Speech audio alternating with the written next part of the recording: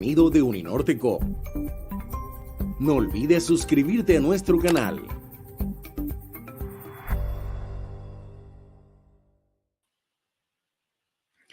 Muy buenos días para todos y todas. Sean muy bienvenidos a nuestro webinar sobre Solve Climate 2030 desde el Caribe colombiano.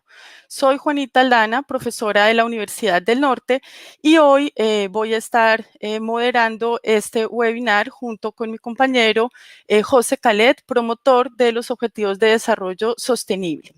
Esta iniciativa está liderada por el Bard College de Nueva York, y en el Caribe nos hemos unido la Universidad del Norte, la Universidad Libre y la Universidad de la Costa para hacer este seminario en el Caribe. Vamos a hablar hoy sobre el cambio climático. Para hacer un contexto sobre este tema, el cambio climático ha sido definido como el cambio en el clima atribuido directa o indirectamente a la actividad humana, causando alteraciones en la atmósfera a un nivel global. Tenemos evidencias que muestran que este cambio climático está ocurriendo y es un hecho ya incontrovertible. Por ejemplo, el aumento de los niveles de gases de efecto invernadero como el CO2 en la atmósfera ha aumentado de una forma exponencial. Igualmente está aumentando el nivel del océano. Y lo mismo sucede con la temperatura promedio de todo el globo. Sigue aumentando año tras año. Estas evidencias muestran que este cambio climático pues está produciendo unos efectos que ya estamos viviendo, como el aumento de la intensidad de los incendios, de las sequías en algunas zonas, la acidificación de los océanos y también el aumento de la frecuencia y la intensidad de las tormentas tropicales, afectando la vida humana y la vida de las otras especies. Bueno, entonces, este cambio climático tiene solución, es el momento de actuar, y por eso hoy la invitación es a unirnos a este diálogo global sobre las soluciones al cambio climático que estamos viendo, que estamos probando en el Caribe colombiano, y ver qué soluciones son las más importantes para desarrollar en los próximos 10 años, ya que el tiempo que nos queda para actuar cada vez es más corto. Por eso estamos incentivando que hablemos del clima en la clase, en todas las clases de todas las asignaturas, porque las soluciones están en las manos de todos. En el webinar de hoy tendremos unos panelistas que nos contarán algunas de las soluciones que ya se están implementando en nuestra región, y también tendremos un panel de jóvenes de nuestras universidades que nos darán su visión sobre las soluciones y la problemática. Entonces, en la moderación estaremos José Calet y estaré yo acompañándolos en esta jornada. José nos contará sobre la metodología de nuestro webinar. Hola, José. Hola Juanita, muy buenos días para todos y todas. Cuánto gusto estar en esta clase abierta para que hablemos y aprendamos sobre cambio climático. Y como es un espacio abierto, un espacio de interacción donde queremos que todas y todos aporten, los queremos invitar para que hagan sus preguntas a través del chat. Hay el chat del live de YouTube. Y al final de cada intervención de los panelistas, tendremos unos minutos para que rápidamente podamos resolver dudas, inquietudes, comentarios. Pero justamente al finalizar cada panel, por eso los invitamos a que estén muy atentos escuchando cada una de las intervenciones, porque cuando finalicemos vamos a hacer una votación por las soluciones más importantes según nuestro territorio, según nuestras necesidades, y adicionalmente también podremos proponer otras ideas que consideremos importantes para nuestros territorios. Así que les enviamos un abrazo gigante de bienvenida desde la Red Internacional y de la Red Nacional de Promotores ODS. Para nosotros es un gusto acompañarlos en esta conversación abierta sobre el cambio climático, Juanita. Gracias, José. Bueno, entonces continuamos con un saludo muy especial que nos darán los líderes de la iniciativa global Soft Climate 2030. Ellos son Evan Gusten, quien es economista, autor de múltiples artículos y libros y es el actual director del Centro Política Ambiental y del MBA en Sostenibilidad del Bard College de Nueva York. Y también nos acompañará David Blockstein, doctor en Ecología y Biología del Comportamiento, científico senior del Consejo Nacional para la Ciencia y el Medio Ambiente y ha trabajado en una amplia gama de temas científicos y de política, incluida la educación para el cambio climático. Buenos días, Evan y David, bienvenidos.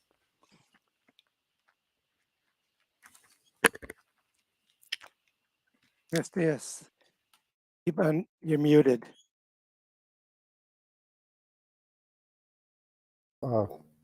Gracias, momento. Buen día a todos. Es un gran placer estar hoy aquí. Gracias por su liderazgo. No hay conversación más importante que esta para el futuro. Esperamos trabajar con usted para resolver el problema del clima. Gracias. Muchas gracias, Evan. Buenos días a todos. Yo soy David. Me gusta mucho la participación en su diálogo. Con sus permisos, porque no hablo español bueno, yo quiero continuar en inglés. I want to say muchas gracias. Thank you, Juanita and your colleagues for organizing this wonderful event.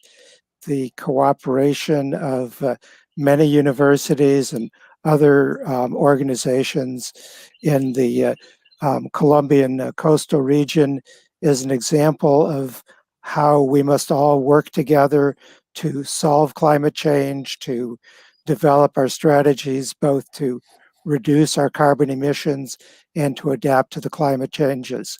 And so we're delighted to be partnering with the organizations here, and we're delighted to have so many people listening in. Muchas gracias todos. Muchas gracias. Muchas gracias, Evan y David, por su saludo. A continuación vamos a ver un video que prepararon ellos desde el Bard College y que fue traducido por el Centro de Objetivos de Desarrollo Sostenible para América Latina y el Caribe, traducido al español, donde nos cuentan más sobre esta iniciativa global a la cual nos estamos uniendo hoy todos acá desde el Caribe. Entonces... Bienvenidos a estos diálogos globales sobre recuperación verde, soluciones climáticas y transiciones justas. Es un gusto tenerlos en este encuentro, que hace parte de una serie de 125 encuentros a nivel global. Mi nombre es Felipe Castro, soy director del Centro de los Objetivos de Desarrollo Sostenible para América Latina y el Caribe, con sede en la Universidad de los Andes en Bogotá.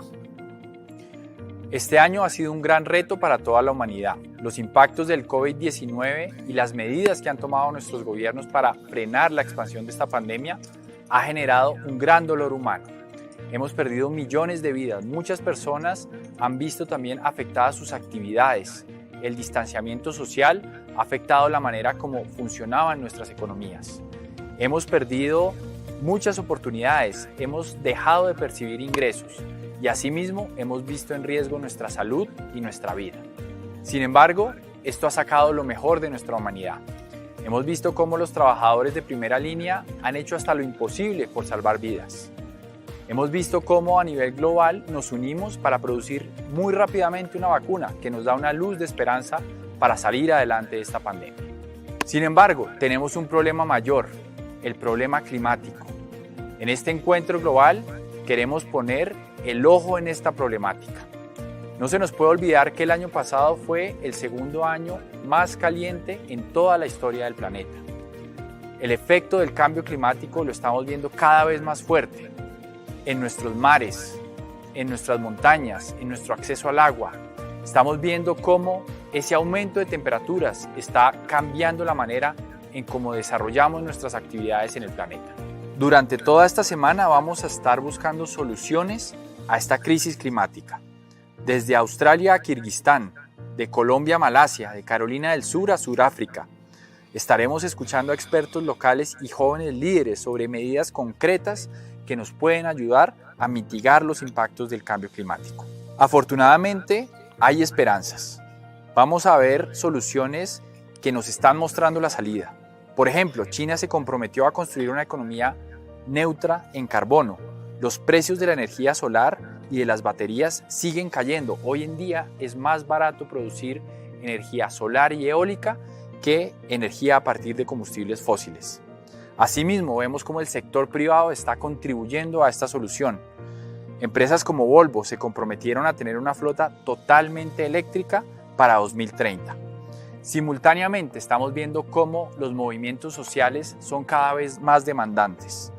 Black Lives Matter y Me Too nos mostraron el poder de ponernos todos a trabajar por una misma causa. El tiempo es corto, tenemos hasta 2030 para implementar esas soluciones climáticas. Es la década de la acción.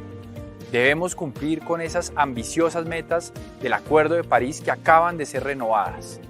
Y debemos garantizar que se logre una transición justa, que los países que mayores capacidades tienen contribuyan mucho más a estas soluciones climáticas. Les pedimos a todos ustedes, jóvenes, universitarios, que están conectados con la acción climática, que nos acompañen en esta serie de webinars y veamos las soluciones que se están implementando. También compartiremos experiencias de ustedes que están tomando acción para solventar esa crisis a través de proyectos, a través de investigaciones, a través de trabajo con su comunidad, a través de iniciativas en redes sociales. Hay muchas formas en las cuales los jóvenes están empujando esas soluciones climáticas que necesitamos. Ayúdenos a que este webinar llegue a por lo menos 100.000 personas alrededor del mundo. El tiempo es corto, tenemos hasta 2030 para implementar las soluciones que nos van a permitir solucionar el problema del cambio climático. Debemos cumplir con el Acuerdo de París, debemos contribuir a esas metas que son más ambiciosas. El año pasado, varios países mejoraron su ambición climática. Debemos sumarnos a sus esfuerzos y lograr esas transiciones justas para que entre todos logremos salvar el planeta de los efectos del cambio climático. Los invito a todos ustedes, jóvenes que están conectados a estos eventos, a que nos ayuden a pasar la voz. Queremos que por lo menos 100.000 jóvenes vean estas grabaciones, conozcan los efectos que tiene el cambio climático y conozcan cómo desde su posición pueden contribuir. Vamos a compartir varias experiencias de jóvenes universitarios que están trabajando en temas de investigación, temas de incidencia en sus comunidades, movimientos de redes sociales que nos van a ayudar a tomar acción y que va a ser una contribución muy importante para lograr esas metas a 2030. Queremos también invitarlos a que se sumen a la campaña Clases por el Clima.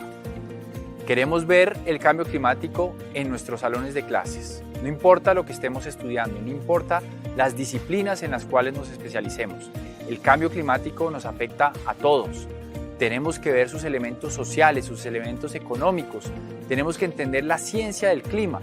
Eso hace que le demandemos a nuestros profesores que nos enseñen el cambio climático desde esas diferentes perspectivas.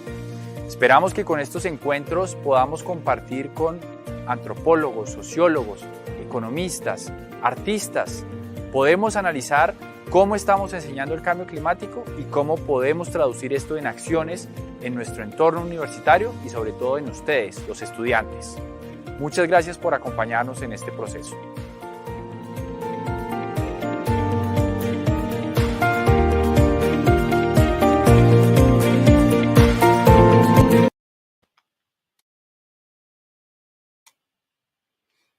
Bueno, continuamos con nuestro panel de expertos. Iniciamos entonces con Henry Cáceres, abogado titulado de la Universidad del Norte, especialista de la Universidad Externado de Colombia. Henry ha desempeñado cargos públicos como secretario general de Edubar S.A. y fue secretario de Control Urbano y Espacio Público. Actualmente se desempeña como director general de la máxima autoridad ambiental del distrito EPA Barranquilla Verde. Bienvenido, Henry. Bueno, primero que todo, muy buenos días. Un saludo pues a todos los panelistas, a todas las personas que nos acompañan hoy y primero que todo agradecerles nuevamente. Contarles un poco nuestra experiencia, como lo decías, Juanita, mi nombre es Henry Cáceres, soy director general de la Autoridad Ambiental aquí en la ciudad de Barranquilla y queremos contarle un poco, y pues creo que me va a ayudar con la presentación porque está teniendo un poquito aquí como de problemitas. Ahí está. Nosotros desde la ciudad, ahí ven este eslogan Barranquilla Biodiversidad. Nosotros es uno de los programas que está adelantando el gobierno nacional y Barranquilla trata y busca ser esa primera biodiversidad del país. Les quiero contar un poco. Nosotros, Barranquilla Verde es un establecimiento público pues ambiental que básicamente lo que busca es promover, orientar y regular todo el tema de recursos naturales y pues la sostenibilidad ambiental, pues siempre buscando, que es nuestro principal objetivo, una garantía de la calidad de vida de nuestros ciudadanos. Pero ya de pronto entrando un poco en el tema del que nos compete hoy y que estamos aquí reunidos y el cual considero que es un tema muy importante, pues todo este tema del cambio climático. Barranquilla está haciendo la formulación de su plan de adaptación y mitigación del cambio climático en nuestra ciudad, en nuestro distrito. Ahora mismo pues nos encontramos en esta fase 2, que es la gestión de información sobre el cambio climático. Como pueden ver ahí en la presentación, Barranquilla, a los que no conocen, es una de las principales la principal ciudad del departamento del Atlántico y una de las principales a nivel nacional, y es de las con mayor vulnerabilidad en el departamento del Atlántico. Entonces, en ese orden de ideas se ha hecho un análisis del riesgo y eso muestra que Barranquilla y, como pueden ver, Piojó y Malambo son los 3 municipios que tienen como mayores riesgos por cambio climático en el departamento. Y en ese orden de ideas se hizo un análisis del riesgo del cambio climático basado pues obviamente en la seguridad alimentaria, infraestructura, recurso hídrico, y tienen pues unos valores muy altos de riesgo. Ahí podemos ver el riesgo que nos presenta cada uno en los puntos específicos, como les pensábamos ahorita: seguridad alimentaria, recurso hídrico, biodiversidad, salud, hábitat humano y infraestructura. Entonces, continuando un poco con la presentación, nosotros pues planteamos algunas soluciones para la adaptación y mitigación del cambio climático, básicamente. Y en ese orden de ideas, uno de los grandes proyectos que se está adelantando en la ciudad de Barranquilla, contándoles un poco, es la recuperación ecológica de la Ciénaga de Mallorquín. La Ciénaga de Mallorquín, uno de los cuerpos de agua, como pueden ver, vamos a adelantar la imagen para ver si se puede observar un poco. Aquí está, muchas gracias. Es de los principales cuerpos de agua que se encuentran dentro de la ciudad. En este punto convergen tanto el río como el mar en uno de los puntos de la ciénaga. Y básicamente, como lo pueden ver aquí, se seleccionó la barra de arena como área para la implementación de la reforestación, pues buscando ampliar la cobertura del mangle en dicho sector, de tal modo que en el mediano largo plazo se cuente con una franja más amplia de mangle rojo. Obviamente que por sus características estructurales contribuya con la estabilización y protección de la línea de costa ante el embate de fuertes vientos y olaje, inundaciones y procesos de erosión. Nosotros ahí desde la Autoridad Ambiental hemos hecho un trabajo, y contándoles un poco, con la Universidad del Atlántico, quien nos ha apoyado. Aquí está esta parte, en todo el trabajo que se ha hecho ambientalmente sobre este cuerpo de agua. Y en ese orden de ideas, como lo decíamos ahorita, se hicieron la siembra de 22.100 plántulas de mangle rojo dispuestos sobre una longitud de 2.000 metros en el margen interno de la barra de arena que demarca el límite norte a la Ciénaga de Mallorquín. Adicionalmente, a la siembra de la barrera de arena se establecieron núcleos de disposición en 2 zonas protegidas a manera de ensenadas y en la desaparecida Isla de los Cuervos. Ahí pueden ver, esto fue un trabajo que hicimos de la mano de los líderes o asociaciones de pescadores del sector. este año tenemos contemplado sembrar, creo que aproximadamente 40.000 más mangles, con lo que pues obviamente estamos contribuyendo a reforzar esto que se inició con estas 22.000 plántulas y poder generar algunos cambios y soluciones a las problemáticas que se nos están presentando en la ciudad. Este proyecto es uno de los proyectos más ambiciosos del doctor Jaime Pumalejo, la distrital, y el cual tiene el apoyo total del Ministerio de Ambiente. Nosotros ya estamos próximos a firmar un convenio para la ejecución y puesta en marcha de este proyecto, que no solo es crear un escenario de una infraestructura, sino volverlo muy sostenible y poder generar a partir de este proyecto de gran envergadura, poder generar soluciones a la problemática de cambio climático. Y esta siembra de mangles es bastante importante para nosotros y lo vamos a seguir desarrollando ahí. Pero avanzando un poco y separándonos un poco del tema de la Siena Mallorquín, aquí ustedes están viendo un proyecto que nos hemos ideado en la autoridad ambiental y se llama Va Cultiva. Pero Va Cultiva, al final de todo, genera y es como el ombligo de donde salen una cantidad de proyectos paralelos en el cual se encuentran un tema de huertas y árboles. Ahí vamos a mirar más adelante un tema que vamos a hacer en los barrios, vamos a hacer en las casas, ya lo iniciamos, como pueden ver aquí.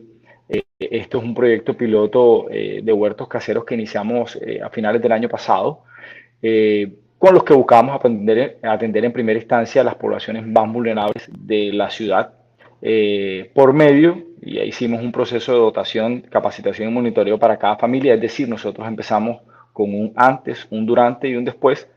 Esto arrancó con 20 familias con los que queríamos ver cómo podría ser la dinámica, corregir algunos errores que se pudieran presentar, y al final de todo se terminaron sumando más de 50 familias. Este año nosotros queremos hacer aproximadamente 200. Nosotros lo que buscamos es poder llegar a lugares donde nuestra cobertura arbórea sea muy baja en la ciudad. Entonces, también vamos a llevar Va Cultiva a las instituciones educativas. Vamos a también llevarlo a las cárceles. Aquí hay 2 cárceles de la ciudad que son de hombre y de mujer. Ahí vamos a hacer unas huertas también bastante interesantes. Pero esto de Va Cultiva también le tratamos de colocar otro componente mucho más, igual también de importante, y era la siembra de árboles. Nosotros queremos llegar a estas casas donde vamos a hacer estas huertas caseras. Generalmente son casas que tienen unos patios bastante grandes e importantes y que pues obviamente se encuentran subutilizados. Lo que quisimos llevar huertas y llevar árboles, como les decía ahorita, nativos y frutales. Entonces, en ese orden de ideas se realizó la cuantificación de los barrios pertenecientes a las localidades de suroccidente y suroriente, como les decía, como el objeto de aumentar la cobertura en estos barrios con menor porcentaje. Adicionalmente, nosotros vamos a continuar este proceso no solo en los barrios, sino en cualquier lugar de la ciudad donde nosotros podamos llevar estos árboles. La idea es poder nosotros generar unos microclimas en algunos lugares que nos permiten. Barranquilla es una ciudad con una temperatura bastante alta, y con esto queremos no solo generar una seguridad alimentaria en muchos lugares, sino también generar algunas soluciones a esta problemática del cambio climático. De pronto con esto queríamos contarles un poco nuestra experiencia. Vamos a quedar aquí pues conectados a este interesante evento para por si en algún momento tienen algunas dudas, y pues nuevamente agradecerles la oportunidad de presentar un poco de lo que estamos realizando, vamos a realizar en la ciudad, y bueno, interesante que se puedan tratar este tipo de temas y generar algún tipo de conciencia mayor a las personas que vivimos en el país.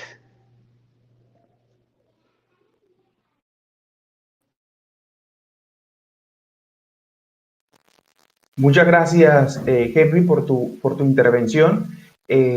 Realmente con esto se evidencia que es el momento de actuar por el planeta. Vamos a ir rápidamente al chat, Juanita, y no dejemos que Henry se nos vaya porque tenemos inquietudes. Nuestros participantes están escribiendo allí en el chat de YouTube. A todos les vamos a dar prioridad en sus preguntas, en sus inquietudes, pero empecemos por Franklin Vives, quien nos escribe en el chat de YouTube. Y dice, En relación a este cuerpo de agua, ¿dónde deja la problemática con las invasiones y deforestación de mangle sobre las laterales de la nueva carretera? ¿Puede responder, Henry, por favor?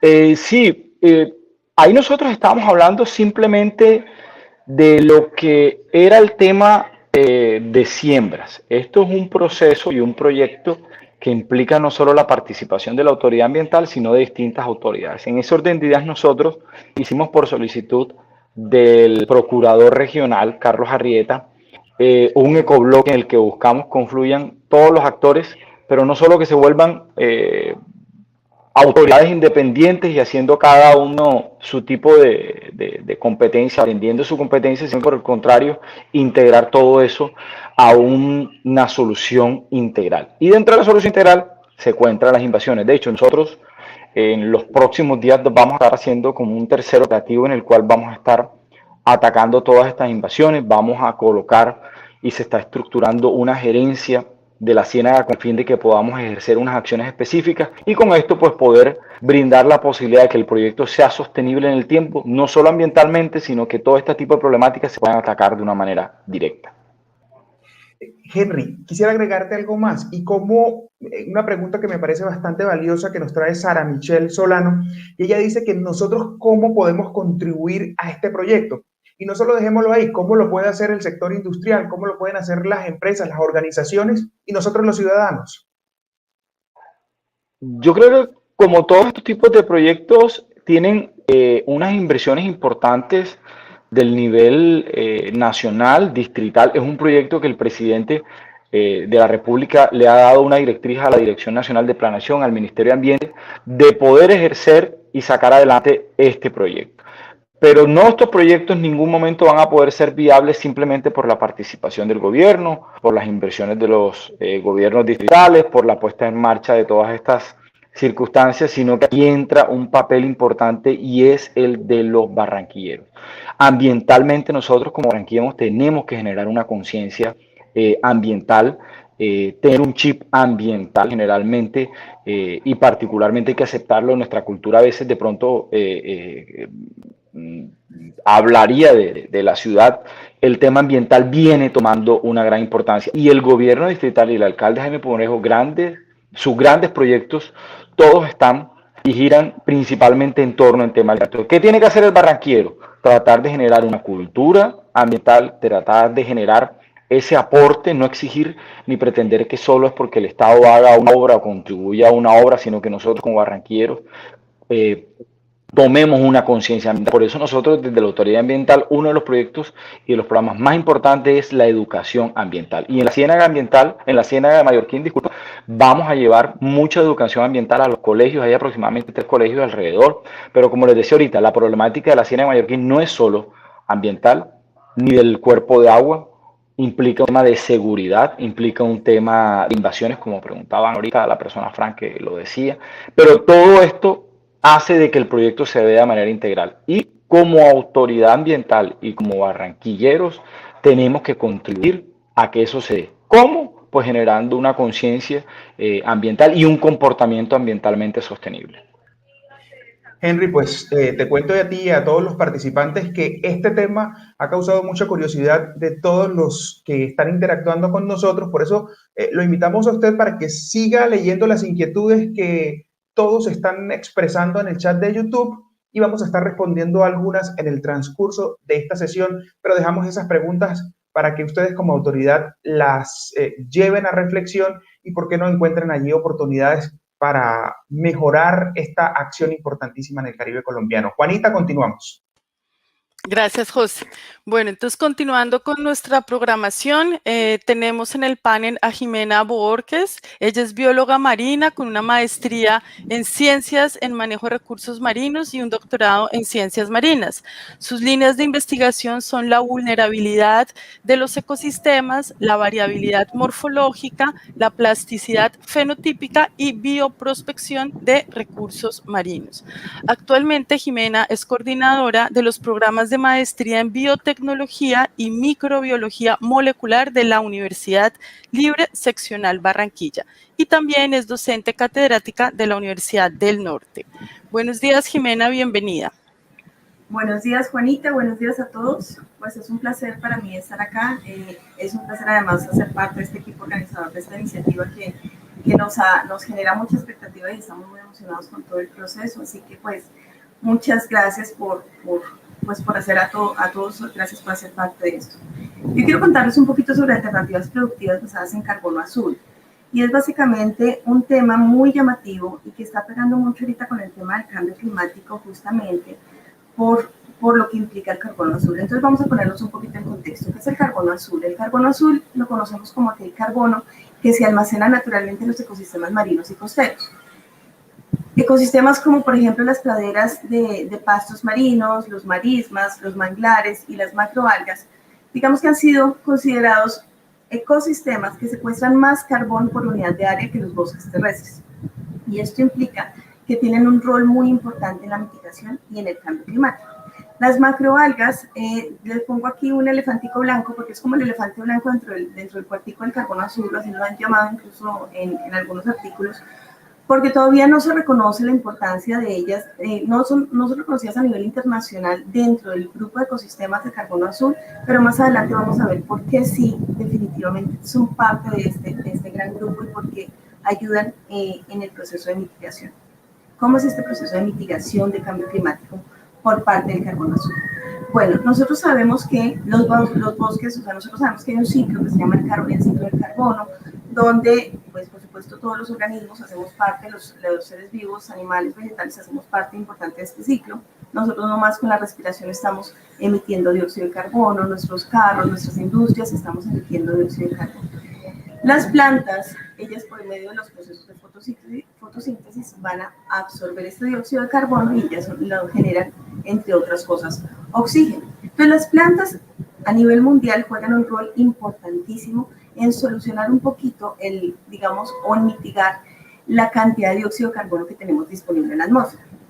El dióxido de carbono está incrementando básicamente nuestra capa para que incrementa el efecto invernadero y por ende nos complica un poquito más la situación con el cambio climático. Entonces, el poder que los organismos, una estrategia de mitigación que cuidemos y conservemos estas áreas verdes para que las plantas terrestres y marinas ayuden en ese proceso de absorción de dióxido de carbono es una de las estrategias más importantes y más fuertes que tenemos a nivel internacional. Si nosotros analizamos aquí en esta grafiquita de la izquierda, lo que absorben de carbono, digamos, el almacenaje de carbono de los ecosistemas terrestres, encontramos que tienen un buen almacenaje tanto en la parte viva, en biomasa, como en los suelos. Y los suelos hacen una parte, son considerados muy importantes en este proceso de mitigación del cambio climático, porque por medio de las raíces las plantas logran penetrar este carbono al suelo y dejarlo almacenado ahí por muchísimo tiempo. Depende de qué, depende de si deforestamos esa zona, depende si movemos ese suelo, pues obviamente estos gases pueden volver a quedar disponibles en la atmósfera. Pero ¿qué pasa con los marinos? ¿Qué pasa con esto que llamamos carbono azul? Por ejemplo, los pastos marinos, los marismas y los manglares son ecosistemas que no solamente absorben una altísima cantidad de carbono, de dióxido de carbono, sino que lo almacenan en unas cantidades abrumadoras en el suelo. Y los suelos marinos, digamos que tienen, sobre todo los del lecho marino y los de profundidades, no se mueven tanto, y por eso podríamos considerar que si el carbono que se secuestra por estos organismos, por estos ecosistemas, se sedimentan en el lecho marino, podríamos pasar centenios o milenios antes de que ese carbono pudiera volver a quedar disponible en la atmósfera. Entonces, estos son súper importantes. Nosotros aquí vemos los datos de cantidad de carbono almacenado por las plantas, por los manglares, por los marismas, por los pastos marinos. Y este último artículo, que no sé si se me hizo mi referencia acá, pero este es un artículo del 2020, ya muestra que las macroalgas podrían estar absorbiendo justamente y sedimentando en el suelo incluso más carbono que los otros ecosistemas marinos. Entonces, estos ecosistemas son súper importantes en el proceso de mitigación del cambio climático. Ahora, en el proceso de ¿Por qué es tan importante eso? De ese ciclo de carbono, el 83% de ese ciclo de carbono pasa por el océano, circula en el océano. Y el océano, pues en esta gráfica ustedes ven que es toda esta masa de agua gigante, gigante, gigante que tenemos acá. Y de todos esos ecosistemas oceánicos, solamente el 2% es de cobertura de hábitats costeros, o sea, lo que está literalmente pegadito a las líneas de costa. Entonces, ese 2% sobre el total de la cobertura oceánica, a pesar de que es muy poquito, contribuye al 50% del carbono en los sedimentos, del total de los sedimentos marinos. Así que, a pesar de que estos son solamente el 2%, realmente la contribución de estos ecosistemas costeros son muy importantes en los procesos de mitigación del cambio climático. Pero no son solamente importantes por el tema del carbono en la mitigación, sino también en la adaptación al cambio climático. ¿Cómo así? Entonces, algunas cositas rápidas. Por ejemplo, la protección de la línea costera. Todos sabemos que es un hecho que el nivel del mar está incrementando y que aún hay un aumento en tormentas causadas por el cambio climático. El año pasado todos vimos la situación que enfrentó San Andrés, Providencia y Santa Catalina con los huracanes que les llegaron. Y los estudios del INVEMAR, que pasaron inmediatamente, que ellos se fueron a analizar los manglares, inmediatamente pasaron los huracanes, llaman muchísimo la atención ver cómo los manglares se mantuvieron casi intactos. Se afectó solamente las primeras barreras de los manglares, pero el manglar estuvo casi intacto mientras la vegetación terrestre sufrió consecuencias graves. Entonces, definitivamente, manglares y los otros ecosistemas son importantes amortiguadores naturales contra olas, contra inundaciones y contra tormentas. También, por supuesto, son importantes en aspectos de protección y resguardo de biodiversidad. Estos ecosistemas son parte importante de los ciclos de alimentación, de reproducción, de crianza. Muchos de ellos son considerados las salacunas, por lo cual son absolutamente necesarios para completar los procesos biológicos y ecológicos de la vida marina.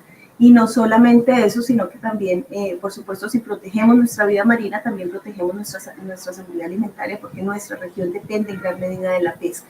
Entonces, por supuesto, si mantenemos esto, hacemos lo que llamamos una pesca sostenible. La otra, que es la seguridad alimentaria, justamente, es trabajar sobre procesos innovadores basados en el carbono azul. Y esto es un tema que me encanta y que quiero justamente fortalecer un poco más, porque a esto es, digamos, una invitación fuerte que hacemos a todos ustedes como jóvenes, como estudiantes, y es trabajemos interdisciplinariamente y trabajemos en procesos innovadores. Nosotros desde la Universidad Libre en la maestría de biotecnología estamos trabajando con procesos de bioprospección de carbono azul justamente, y ahorita mismo tenemos algunos proyectos en la maestría y en nuestro pregrado para analizar potencial de uso de macroalgas marinas en productos y procesos que apoyen las economías locales y rurales y el desarrollo de bionegocios. Y entonces es que las macroalgas tienen muchísimos usos y se les podemos ver muchas cosas sobre ellas. Ellas están llenas de vitaminas, minerales, fibra y pueden tener además muy buen sabor. Algunas especies tienen agentes antiinflamatorios y antimicrobianos. Otras tienen agentes que ayudan a combatir el cáncer o tumores malignos y leucemia. Tenemos que se usan para generar suavizantes populares, emolientes, cosméticos orgánicos, productos para el cuidado de la piel. Y algunos son además aglutinantes bastante efectivos y los usamos para pasta dental y gelatinas. Entonces, se usa para mucho, pero nosotros, nuestro proyecto actualmente que estamos trabajando y que estamos muy emocionados por lo que estamos encontrando, es el desarrollo, por ejemplo, de suplementos alimenticios para rumiantes basados en macroalgas del Caribe colombiano. Esto llama mucho la atención, ¿por qué? Porque estamos viendo cómo las macroalgas realmente pueden mejorar la calidad y el rendimiento de los productos de origen animal. Además, disminuyen las emisiones de metano, disminuyen el impacto ecosistémico como tal y la compactación de los suelos, que es un problema ecosistémico fuerte con la agricultura, y mejoran las economías locales y regionales. Estamos en procesos de mirar.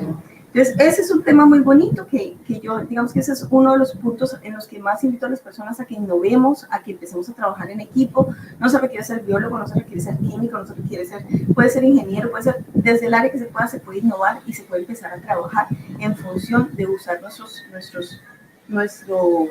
productos o nuestros organismos. También tenemos la opción del ecoturismo, que es basado en procesos de restauración ecológica. Esa podría ser otra alternativa productiva, y es que el turismo ha cambiado su concepto. ¿Y por qué ha cambiado su concepto? Porque ya las personas somos más conscientes cada día de la situación ecológica, de la situación ambiental. Por eso es curioso, pero se está desarrollando turismo fuerte a nivel mundial en función de la limpieza de playas, en función de limpiezas submarinas. Hace una semana hubo una limpieza submarina que batió récords a nivel mundial con la cantidad de personas involucradas, el mantenimiento de compuertas y de condiciones correctas de nuestros ecosistemas, el cuidado de los sistemas fluviales y las siembras de mangle, como lo decía ahorita el doctor Henry Cáceres. Todos estos son estrategias alternativas que literalmente la gente ya le gusta y puede empezar a aplicarse como alternativas ecológicas para que la gente realmente empiece a aplicar y ayudar a la protección y restauración de ecosistemas, al aumento de conciencia climática y sobre todo a la protección social sobre la importancia de cuidar el medio ambiente como tal en las personas. Entonces, pues esto es básicamente un poquito así muy grande, una gotica de lo que es el carbono azul. La verdad es que tenemos un potencial gigante. La noticia del 2 de abril es que veíamos que en Quintana Roo la cosa, ahorita se subieron a 10 toneladas de desechos de algas en las playas y entonces ya sabemos que en La Guajira ya nos están llegando los resultados. Hay muchísimo por hacer, así que pues la verdad es que hay mucho por hacer y todos ustedes, todos los estudiantes, todos los empresarios, todos hacen parte de este proceso.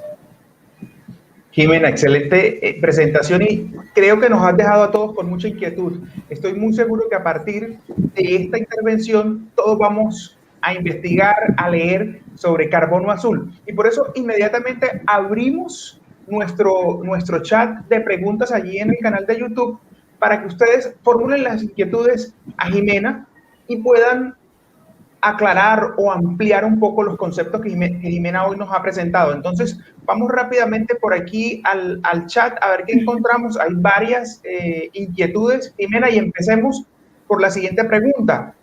¿Se ve reflejada esta cuantificación de este beneficio de almacenamiento de CO2 de los manglares y ecosistemas marinos en los estudios de impacto ambiental de obras como carreteras acá en Colombia? Debería verse justamente porque es un efecto y nosotros ese es el punto. Tenemos que proteger estos ecosistemas porque no solamente estamos hablando de biodiversidad, sino que también estamos hablando de este proceso de mitigación que es una prioridad internacional. Así que sí, en este instante debe verse reflejado en los estudios de impacto ambiental, deben hacer la cuantificación de carbono azul en función de si se destruye un pedazo, debe considerarse y debe hacerse el plan de mitigación al respecto.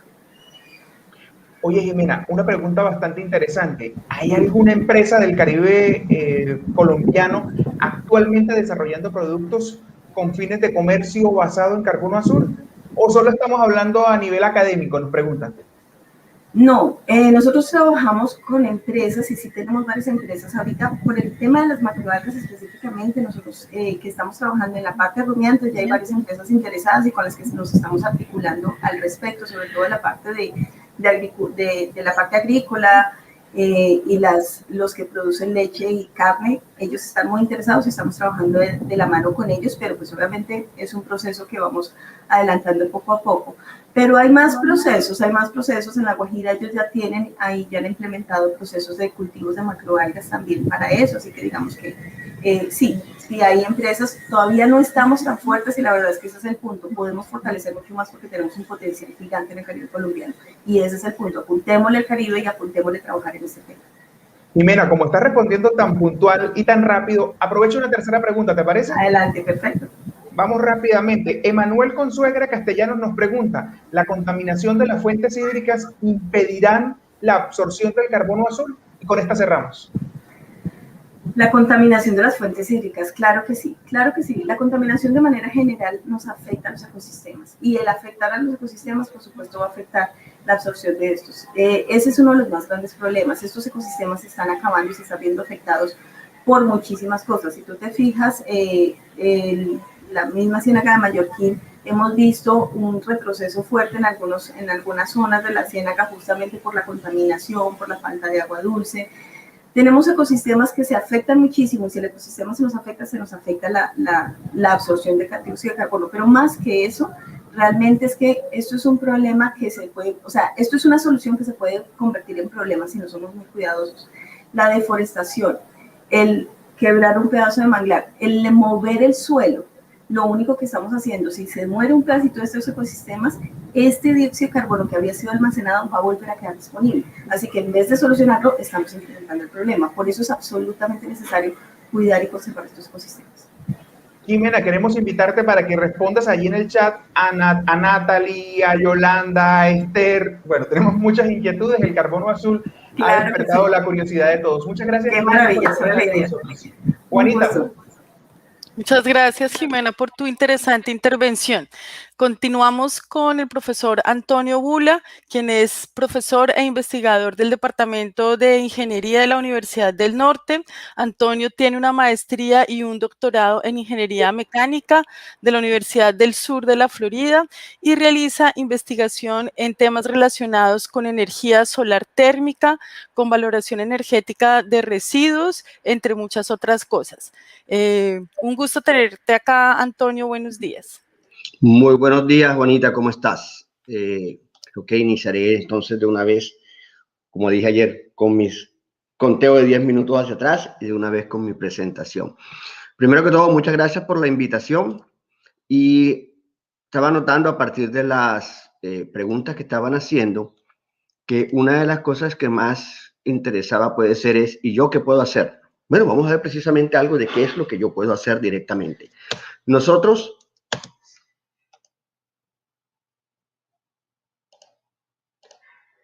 directamente, pensemos en esto de manera rápida. Yo voy a comprar una casa. Una casa es una inversión o una de las inversiones más grandes que nosotros hacemos durante nuestra vida. Y cuando yo voy a comprar una casa, yo lo que miro es cuántos cuartos tiene, tipo de acabados, metros cuadrados, pero yo no le exijo más nada al constructor. Yo no le exijo también referentes de cuál es el tipo de calidad de vida que yo puedo tener en cuanto a condiciones de confort. Dime también cómo voy a regular la cantidad de energía que yo voy a pagar, porque yo quiero tener aire acondicionado, ciertas cosas. Y cuando nosotros no hacemos eso, terminamos haciendo lo que hacemos siempre, y es comprando para aires acondicionados para una serie de casas que no han sido preparadas energéticamente para ello. Y terminamos simplemente pagando mucho dinero y consumiendo mucha energía.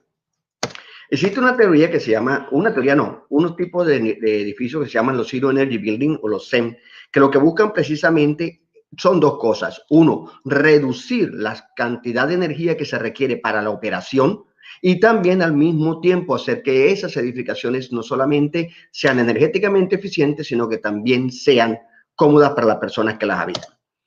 Estos tipos de edificaciones tienen una serie de ventajas.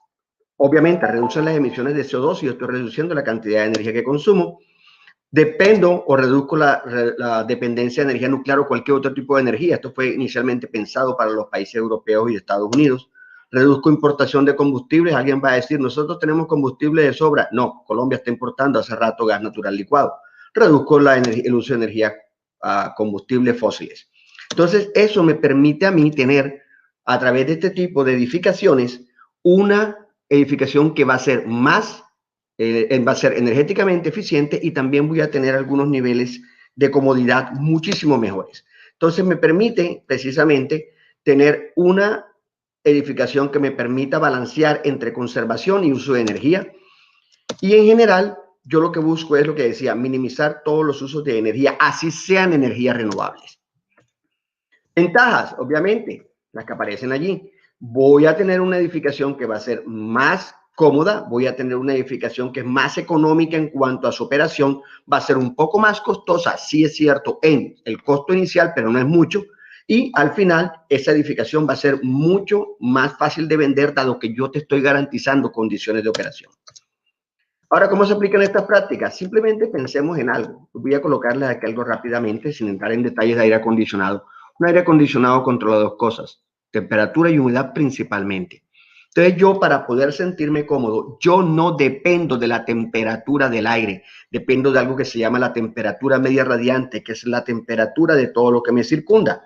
Sucede que cuando yo tengo una edificación tipo ZEM, las temperaturas medias radiantes son mucho más bajas, con lo cual yo tengo mejores condiciones de confort. Y eso no lo digo yo, eso lo dice la ASHRAE a través de todos los análisis que se hacen de confort. Nosotros en Barranquilla tenemos uno de los principales inconvenientes y es el nivel de humedad. ¿Y nosotros qué hacemos para atacar la humedad? Simplemente hacemos lo que hacemos todos cuando tenemos malas edificaciones, y es bajar la temperatura del aire acondicionado pensando que eso nos soluciona el problema. Y no, consumimos más energía y los niveles de deshumidificación no se logran porque el equipo opera mal, queda sobredimensionado. Esta es nuestra realidad. Tenemos el río Magdalena por un lado y lo que mencionaban ahorita, Henry, la Ciénaga del Mallorquín. Nuestros niveles de humedad en Barranquilla son supremamente altos. Esto hace que tengamos problemas en nuestras edificaciones. ¿Qué otro problema tenemos nosotros? Nosotros hemos ido, y ahí estoy de acuerdo con Henry, que tenemos que forestar nuevamente, tenemos que recuperar nuestros niveles de arborización en Barranquilla. Simplemente observen esto que les voy a mostrar aquí. Esto es simplemente los terrenos de la Universidad del Norte. Miren la cantidad de verde. Es así como se están entregando las urbanizaciones en Barranquilla. Pensemos, no estamos desde un principio entregando las urbanizaciones forestadas con árboles, sino que le dejamos al que la va a vivir que lo haga. Estoy viendo la moda última y es que se está colocando grama sintética. Grama sintética. Eso no, ni reduce CO2 y al contrario, lo que hace es que aumenta el nivel de drenaje de las aguas hacia los arroyos. Techos, paredes, tenemos que mejorar nuestros aislamientos térmicos. Nosotros no pensamos nunca en una ventana. Una ventana simplemente compramos la más barata. ¿Cuál es la más barata? La que tiene un vidrio de 5 milímetros. Y no pensamos de que existen ventanas que son diseñadas especialmente para permitir la entrada de la radiación solar en el espectro visible para no tener que consumir energía en iluminación, pero que rechaza hasta el 95% de la luz en infrarrojo y ultravioleta, que son los que deterioran las cosas y que me causan calor. ¿Qué sucede cuando yo tengo unos buenos aislamientos dentro de mis sistemas de aire acondicionado? Esto. Primero que todo, las reglas de dedo no aplican. Esa regla de 1 tonelada de refrigeración por cada 15 metros cuadrados no aplica. Miren esto, simplemente acá les voy a mostrar unos datos rápidos. Mejores aislamientos térmicos. Yo voy a obtener mejores temperaturas operativas y con esas mejores temperaturas operativas, mejores temperaturas radiantes. Y con eso que obtengo esto. Y es que mejor aislamiento, mejores paredes, mejores vidrios, mejor temperatura radiante más baja, temperatura operativa más baja, por lo tanto tengo una condición de confort muchísimo mejor. Y por otro lado, la gente se queja menos del aire acondicionado, hace lo que yo quiero. Y estas son curvas directamente sacadas de la ASHE donde me indican el nivel de porcentaje de personas que están quejándose. También tengo otra cosa, y es que cuando yo mejoro mis niveles de aislamiento, o sea, estoy preparando mi edificación para poder ser térmicamente aceptable, reduzco la carga térmica y con eso tengo equipos más pequeños y mis equipos más pequeños son menores consumos de energía. ¿Y eso qué sucede? Que tengo perfiles planos que me permiten poder operar de mejor manera e invertir menor cantidad de dinero en la compra y poder utilizar el equipo de mejor forma.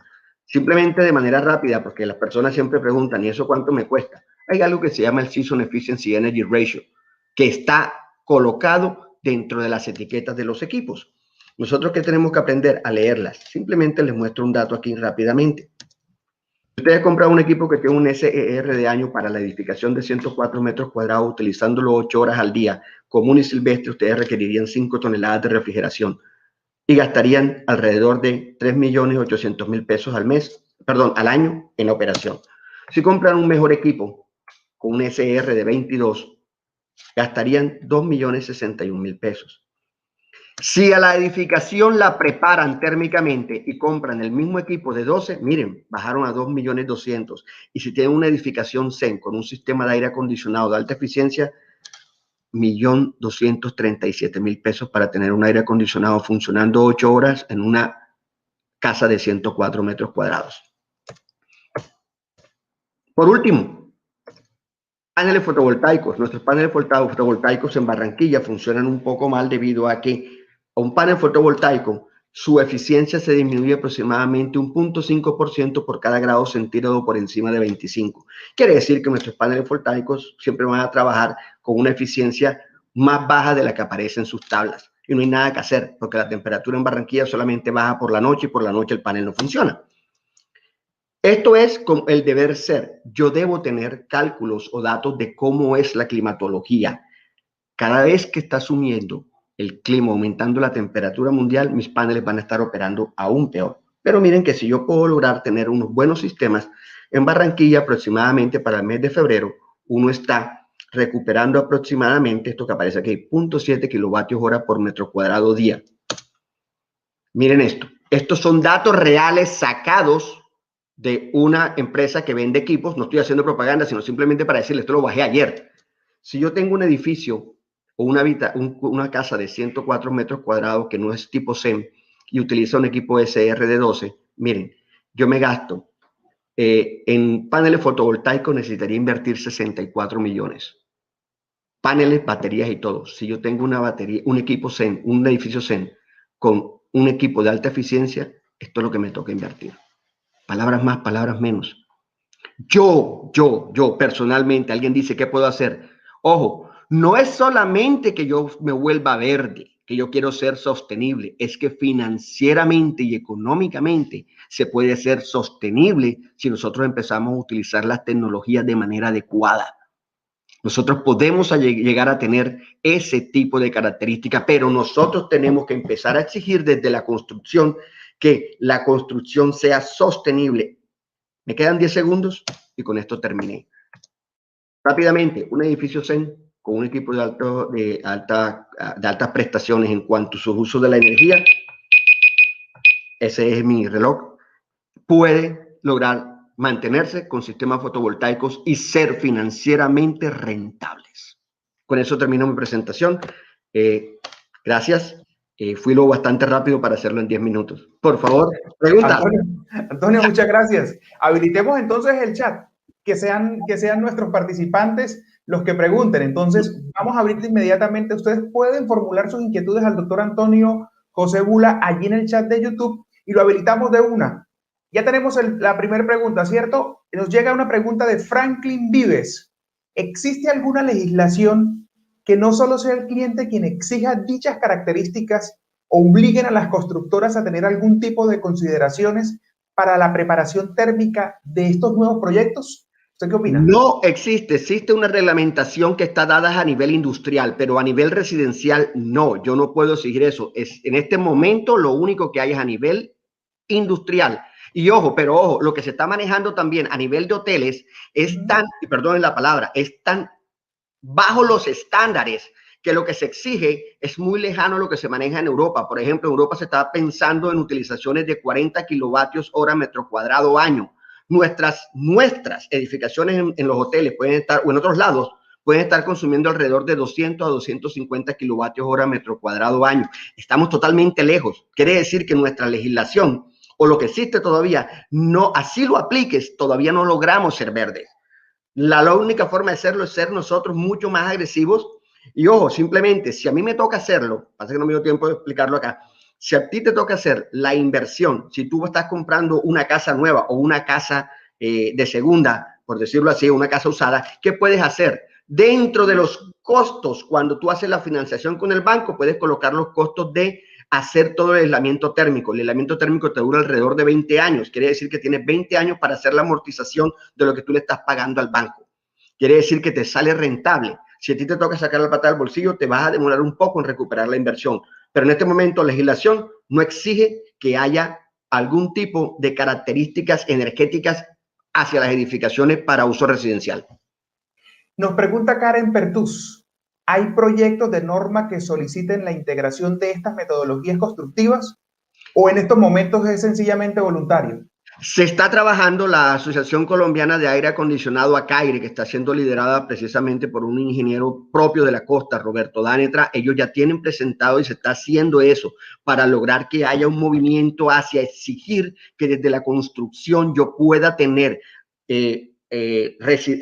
construcciones que estén energéticamente preparadas para climas como el del Caribe colombiano. Yo no puedo seguir legislando para tener climas como el de Bogotá o el de Medellín, pero incluso Medellín ya está caliente. Pero el clima o la legislación debe considerar regiones como el Caribe colombiano y el Pacífico colombiano, ambas por altas temperaturas y altos niveles de humedad, porque algo que no mencioné son... ¿Alguien ha mencionado alguna vez la utilización de barrera de vapor para su casa? Ninguno. Y por eso es que nuestras casas terminan húmedas, llenas de hongos, o cuando la pintan en la parte externa, el color cambia. ¿Y por qué cambia? Hongos. Con humedad, lo que proliferan son los hongos por todos lados. Una última cortitica. ¿Existe algún manual que los arquitectos hoy puedan utilizar? Nos pregunta Marta Lili. En Colombia, lamentablemente, a los arquitectos se les ha dado mucho la parte fundamental de ellos, que es cómo organizar tráfico, espacio y todo lo demás, pero no se exige tanto la parte de la energía como si se exige a un arquitecto en Europa o en Estados Unidos. ¿Qué queremos decir con esto?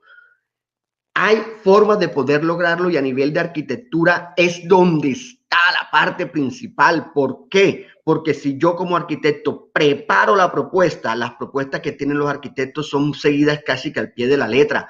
Nosotros los ingenieros, cuando llegamos, siempre llegamos después de fiesta y es cuando la construcción ya está hecha. Entonces, desde el punto de vista de arquitectura, comparto lo que ella dice, debe haber algo para que el arquitecto tenga cómo hacer una mejor presentación de sus proyectos que de una vez involucren la parte de energía y la parte de confort y cómo poder lograr esto. Si nosotros lográsemos, ya para cerrar, tener una ciudad en donde tuviésemos aplicado esto, te digo algo, nosotros no tuviésemos que estar pensando, uy, ¿qué pasa cuando desconectamos las redes desde el interior del país? Podríamos tener una ciudad que con lo que tenemos en plantas generadoras pudiésemos copar siquiera el 70 o el 80%, porque nuestros consumos de energía como ciudad se reducirían y nuestros consumos y nuestra ciudad también reduciría su microclima. O sea, nuestra ciudad, nuestro foco de calor como ciudad se disminuiría. Muchas Pero gracias. digamos, esto es un tema largo para continuar, discúlpame. No, perfecto, muchas gracias. Su intervención nos demuestra que la sostenibilidad no solo es ambiental y social, sino también económica. Hay muchas más preguntas, ayúdenos por favor resolviéndolas en el chat de YouTube y continuamos con Juanita y más panelistas. Bueno, muchas gracias. Muchísimas gracias, Antonio, por tu charla tan interesante y por todo este campo relacionado con la energía tan pertinente para abordar este tema de la adaptación al cambio climático. Bueno, entonces continuando con nuestra programación, seguimos con el panel de jóvenes que nos darán su visión. Entonces, iniciamos con dos representantes de la Universidad de la Costa, que son líderes del semillero de investigación en gestión del recurso hídrico. Primero, escucharemos a Adriana Donado, quien es estudiante de Ingeniería Civil, y ella recientemente publicó su primer artículo científico en la revista Water relacionado con los cambios del caudal del río Meta. Adriana desarrolla proyectos en optimización de redes de alcantarillado pluvial e hidrología estadística. Y luego escucharemos a su compañero Marco Arrieta, quien desarrolla proyectos de energía renovable e hidrología estadística. Marco ha publicado dos artículos científicos, uno acerca de la complementariedad espaciotemporal de 3 fuentes de energía renovable en Colombia y el segundo en coautoría con Adriana Donado sobre el análisis del caudal del río Meta. Bienvenidos, Adriana y Marco, los escuchamos.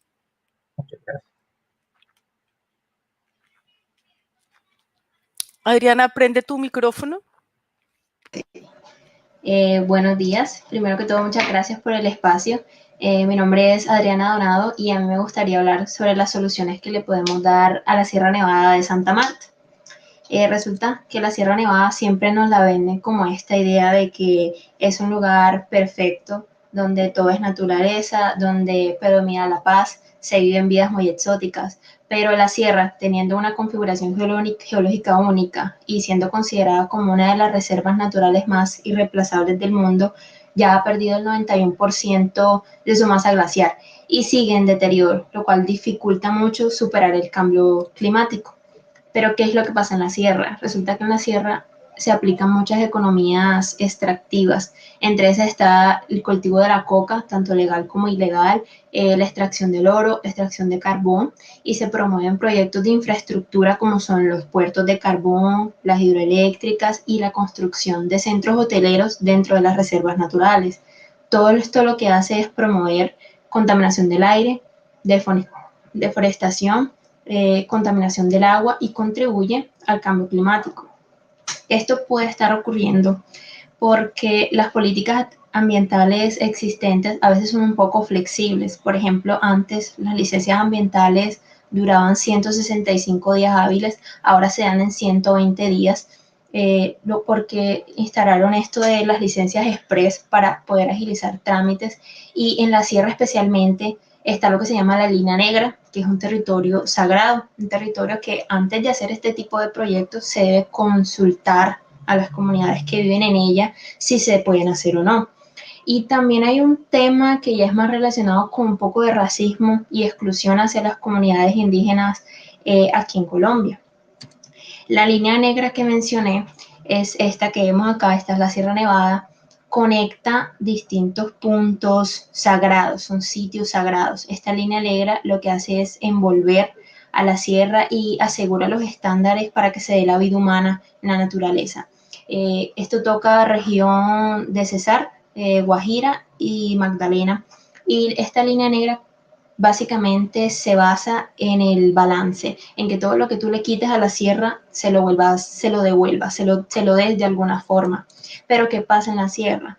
En la sierra se da mucho el desgaste de agua por cultivos, se da mucho la deforestación, porque la sierra tiene muchos árboles maderables, se da el tráfico de especies y hay presencia paramilitar, presencia de grupos armados en la sierra que limitan mucho lo que pueden hacer, en especial las comunidades indígenas, para poder defender los derechos ambientales y los derechos humanos. En la sierra tenemos a los cogis, a los wiwas, a los arhuacos y a los cancuamos. Son 4 grupos principales. Básicamente, una de las soluciones que se podrán implementar en la sierra es brindar una educación accesible y de calidad, porque actualmente se necesitan docentes que estén capacitados tanto en pedagogía, en el conocimiento y principalmente en el idioma de estas comunidades. Acceder a las escuelas es algo de mucho tiempo, de difícil acceso y requiere dinero también, mucho tiempo. Si nosotros podemos garantizar este derecho a la educación, podríamos generar menos desplazamientos de las comunidades hacia otros territorios, porque se van de la sierra en busca de esta educación de calidad. Así garantizáramos que las generaciones futuras estén capacitadas y sigan perpetuando las tradiciones, esta como visión que ellos tienen de darle a la naturaleza todo lo que le hemos quitado. Las comunidades indígenas, como muchos hacen creer, no están en contra del desarrollo económico, al contrario, ellos necesitan ingresos, porque ellos no tienen fuente de ingresos permanentes, y ellos le abren los brazos a la idea de tener economías, pero economías sostenibles. Entonces, por ejemplo, ellos ya han aprobado proyectos para granjas solares. Ellos están de acuerdo con la energía solar fotovoltaica, pero cuando estos proyectos se hacen siguiendo como los protocolos, por así decirlo, haciendo una consulta previa a la hora de realizar el proyecto, llegando a un acuerdo con las comunidades y garantizando que va a haber un acompañamiento por parte de los líderes de las comunidades indígenas y campesinos durante todo el proceso que lleve el proyecto, para así hacer todo el tema del pagamento y devolver a la Sierra Nevada todo lo que se le está quitando. Estas serían las 2 soluciones principales en las que creo para la Sierra Nevada de Santa Marta. Muchas gracias.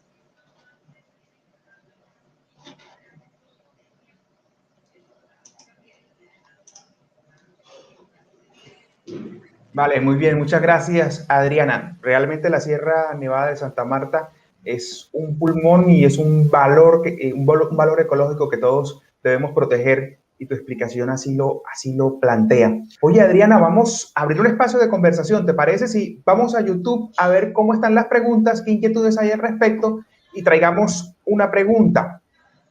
Vamos a ver cómo estamos allí. Ahí está la interacción. Agradecemos a todos los que se han unido a este diálogo, a esta conversación sobre cambio climático. Un espacio abierto para todos. Adriana, ¿incentivar el ecoturismo masivo en la sierra sería más beneficioso o perjudicial en términos de cambio climático? ¿Tú cómo lo ves?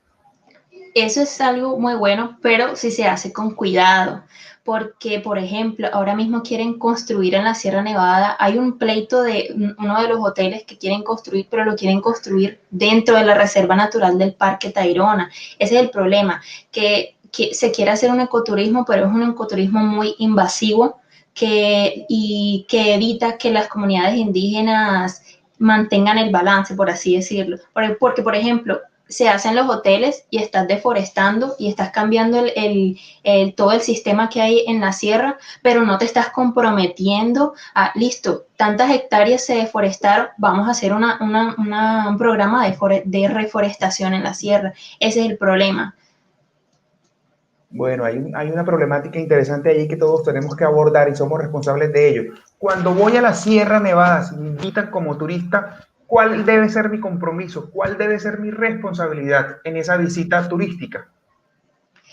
La responsabilidad es no volver, una de las responsabilidades es no volver los lugares sagrados en especial algo solamente para la foto, para el momento, sino de verdad apreciar el lugar por lo que es, tener conciencia de lo que estás viendo, cuidarlo y no solamente verlo como, ay, el turismo es un lugar hermoso, la naturaleza, sino darte cuenta de lo que tienes, de lo que se debe conservar. Eso es más que todo lo que propondría ahí.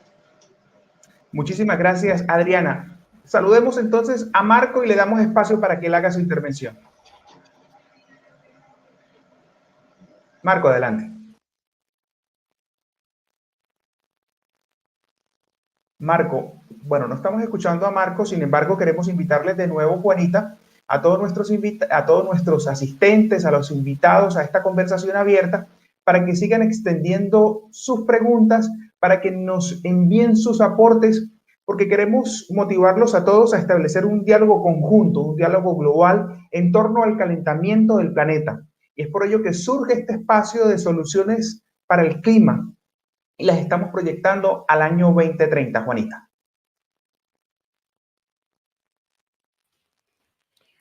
Gracias, José. Bueno, yo creo que mientras... no, sí, llegó Marco. Entonces escuchamos a Marco Arrieta. Bienvenido, Marco.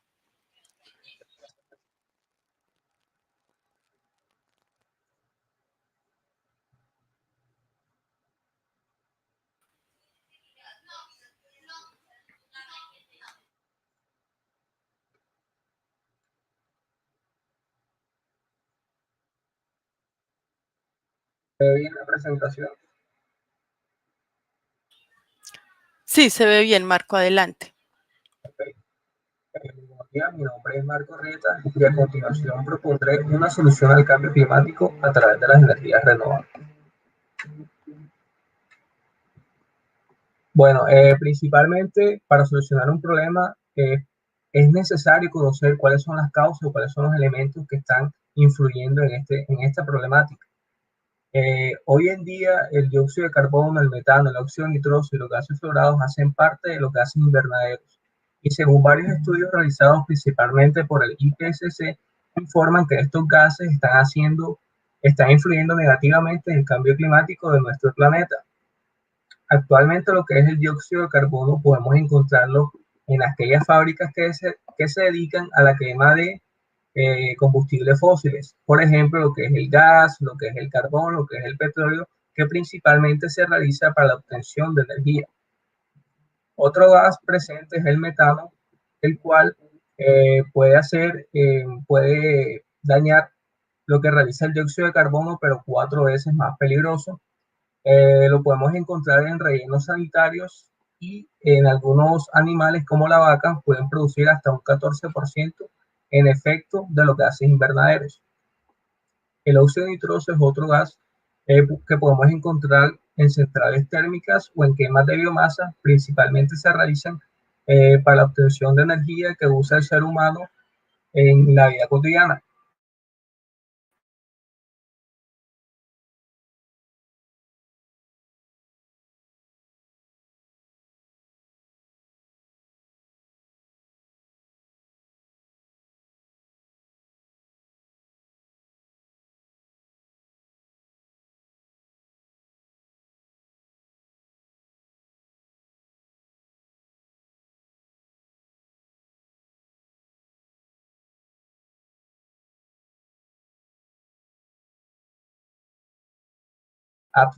Obtener energía para el consumo de nosotros. Por esta razón, nosotros deberíamos escoger otra alternativa de obtención de energía, y una de estas puede ser las energías renovables, que también entran ahí las energías hidroeléctricas. Observamos que entre estas dos suman aproximadamente un 11%, en cambio que las energías obtenidas de la quema de fósiles suman aproximadamente un 70%, y la idea es cambiar este porcentaje por este. Conocemos que las energías renovables van a producir gases de invernadero, pero solamente al momento de construirlas o elaborar aquellos elementos que sean pertinentes para la obtención de la energía, pero su funcionabilidad no va a causar que ésta produzca gases de invernadero. Entonces es un punto clave que debemos tener en cuenta. Actualmente en el país tenemos un 68.3% en energía hidráulica, sumadas con la eólica y con la solar, tenemos un aproximado de 70% de energía limpia. Los otros recursos térmicos son obtenidos de quemas de fósiles, y por esta razón, en los proyectos registrados ante la UPME, realizados en febrero de 2019, han implementado 3 fases para poder reemplazar, o la idea es reemplazar este porcentaje por otro de energías renovables. Por esta razón, hay algunos proyectos que se encuentran en estudio de prefactibilidad, que son aproximadamente 5.000, otros que son aproximadamente 12.000, que son estudios que ya se encuentran un poco más avanzados, que son en estudios de factibilidad, y por último se encuentran los que ya se encuentran en ejecución con las licencias ambientales, que son aproximadamente 500 proyectos.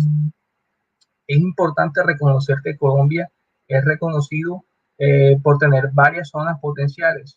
En este caso, por ejemplo, lo que es el Caribe se destaca, ya que se pueden observar que podemos implementar lo que es la energía solar, la energía eólica y la energía hidráulica, y otras clases de energía como la biomasa o la de los océanos, ya que se encuentran en zonas costeras.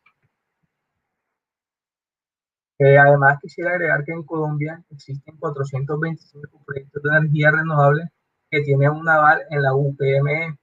50 proyectos de esta energía están desarrollados en La Guajira, ya que se encuentran los mejores vientos de Latinoamérica, y las inversiones estimadas están entre $7.000 millones. Actualmente en La Guajira existe un parque que se llama Jepirachi, que actualmente no está funcionando, pero desde el año 2004 hasta el 2019 estuvo funcionando, y mejoró muchas condiciones a la sociedad que se encuentra cercana a esto.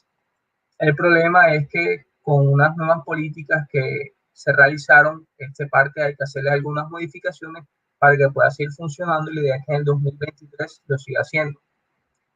Quisiera destacar que nosotros a veces nos hacemos las preguntas que energías renovables como lo es la eólica o la solar no se encuentran siempre trabajando, no se encuentran siempre produciendo energía.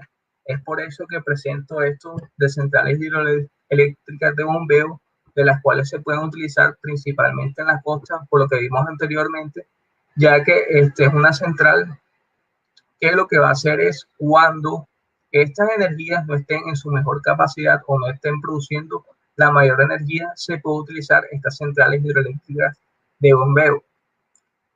Cabe destacar que al implementar lo que son las energías renovables, estamos cumpliendo con algunos de los 17 objetivos para transformar nuestro mundo del 2030. Entre estos podemos destacar lo que es la acción por el clima, la energía asequible y contaminante, también lo que son las ciudades y comunidades sostenibles, y por último las alianzas para lograr los objetivos. ¿Por qué este tema de alianzas? Porque demostrando que Colombia es un país en Latinoamérica que puede implementar las energías renovables, podemos contagiar a los países que se encuentran vecinos para que ellos también implementen este tipo de energía y podamos obtener un desarrollo sostenible mundial. Muchas gracias y estoy atento a sus preguntas.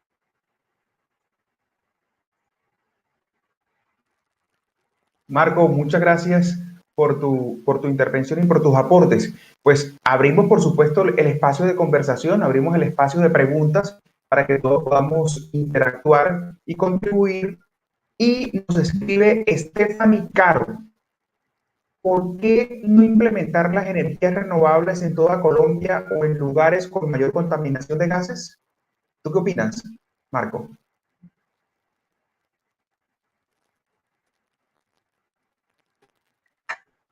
Bueno, para implementar las energías renovables en toda Colombia, la idea es que se haga, pero tenemos que tener en cuenta no solamente los recursos, sino si se pueden aprovechar estos recursos en estas zonas. Un ejemplo te puedo decir es que en la costa podemos encontrar abundante agua, pero en la costa el relieve no se presentan los que son algunas caídas o no tenemos los niveles específicos para poder producir caídas del agua, para poder producir energía extra. Entonces, es muy buena conocer que las energías renovables se pueden implementar teniendo en cuenta los recursos, pero también hay que tener en cuenta otras características. Entonces, dependiendo de esas características, es importante saber qué energía renovable se va a implementar y por eso siempre se realizan unos estudios previos o algunas planeaciones para poderlos lograr. Marco, muchas gracias. Damos paso entonces para que tú te vayas al chat de YouTube y sigas resolviendo las inquietudes que tienen nuestros invitados, todos nuestros participantes en esta conversación abierta, Juanita. Muchas gracias a ustedes. Gracias, Marco. Bueno, continuamos con el panel de jóvenes de la Universidad del Norte. Primero tendremos a Gabriela Castillo, quien es estudiante de Derecho, es representante de los estudiantes ante el Comité de Gestión Ambiental de Uninorte y es presidenta de Cohesión y Bienestar Estudiantil de Felinorte. Luego escucharemos a Wilmer Urango, quien es estudiante distinguido de Ingeniería Civil, vicepresidente del capítulo Uninorte de la Asociación Nacional de Estudiantes de Ingeniería Civil y representante de los estudiantes ante el Comité de Gestión Ambiental de la Universidad del Norte. Entonces, Gabriela, bienvenida y te escuchamos. Muchísimas gracias por el espacio.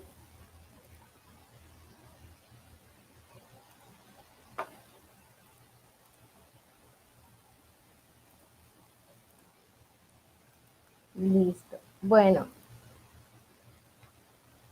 como ya les comentaron, mi nombre es Gabriela Castillo. En el día de hoy yo les voy a estar hablando un poquito acerca de alimentación sostenible, porque esta es importante, y también a partir de mi experiencia hacerlo reflexionar un poco acerca de cómo realmente nuestra dieta puede impactar al mundo, ya sea negativa o positivamente. Bueno, ¿qué es la huella de carbono en los alimentos? La producción de alimentos tiene una huella de carbono que proviene principalmente del uso de terreno y de las emisiones de gases de efecto invernadero. Como dice aquí en pantalla, la producción es responsable de una cuarta parte de las emisiones de gases de efecto invernadero que contribuyen al calentamiento global.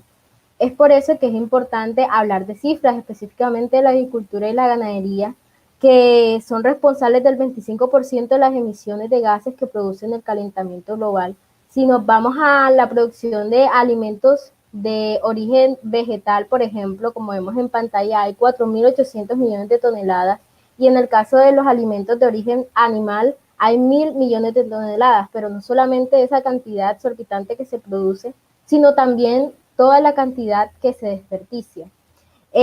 Como vemos aquí, en vegetales se desperdicia 1.100 millones de toneladas, que es aproximadamente un 19% del total, y 175 millones de toneladas, que es más o menos un 3% del total. Entonces hay que tener conciencia acerca de todo lo que se produce, y es que esta huella de carbono no impacta únicamente, digamos, en su producción, sino en todo el proceso hasta que llega a nuestra mesa. Eso incluye el almacenamiento, eso incluye el transporte, incluye el consumo, y es necesario tomar conciencia acerca de esto. Entonces, ¿qué podemos hacer para cambiarlo? Porque ya tenemos claro de que realmente sí impacta, pero ¿qué podemos hacer nosotros desde nuestra casa para poder cambiar esto y mejorar las cosas?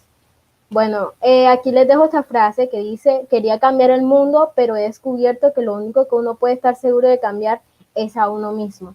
Y es realmente que el cambio, aunque sea una frase cliché, sí comienza por uno, y que a pesar, pues, de lo que piensan las personas normalmente, de que, bueno, ¿de qué sirve que lo haga yo si el resto de personas no lo hace? Pero de a poquito vamos impactando y así podemos hacer un cambio grande. Yo cuando empecé, digamos, investigando todos estos temas, me encontré con este tipo de información donde dice que más de la mitad de las emisiones de los alimentos vienen de los productos animales y la mitad de todas las emisiones de la ganadería vienen exclusivamente del ganado vacuno y ovino. Y yo me quedé como, ¿ahora qué hago? O sea, yo por lo menos, ahora que estamos aquí en la región Caribe, es muy común que dentro de nuestro almuerzo típico esté la carne, esté el arroz, y yo me quedé como, bueno, ¿ahora qué puedo hacer realmente para poder solucionar este tema si yo estoy acostumbrada a una dieta principalmente carnívora? Aquí me puse a investigar acerca de los tipos de dieta que hay. Como ya les había comentado, obviamente las dietas altas en carnes son las que más producen emisiones de gases de efecto invernadero, y vamos bajando hasta la dieta vegetariana, que es pues de vegetales, y la vegana, que donde no consumen ningún tipo de producto de origen animal. Y yo, bueno, no estoy preparada aún, por lo menos, para de golpe pasar a una dieta vegana, y ahí es cuando encontré este término, que es la dieta flexitariana. Básicamente consiste en la disminución de carnes, de arroz, que también produce bastante gases de efecto invernadero en su producción, además de la huella hídrica, y consumir muchísimas más nueces, más semillas, legumbres, verduras, vegetales.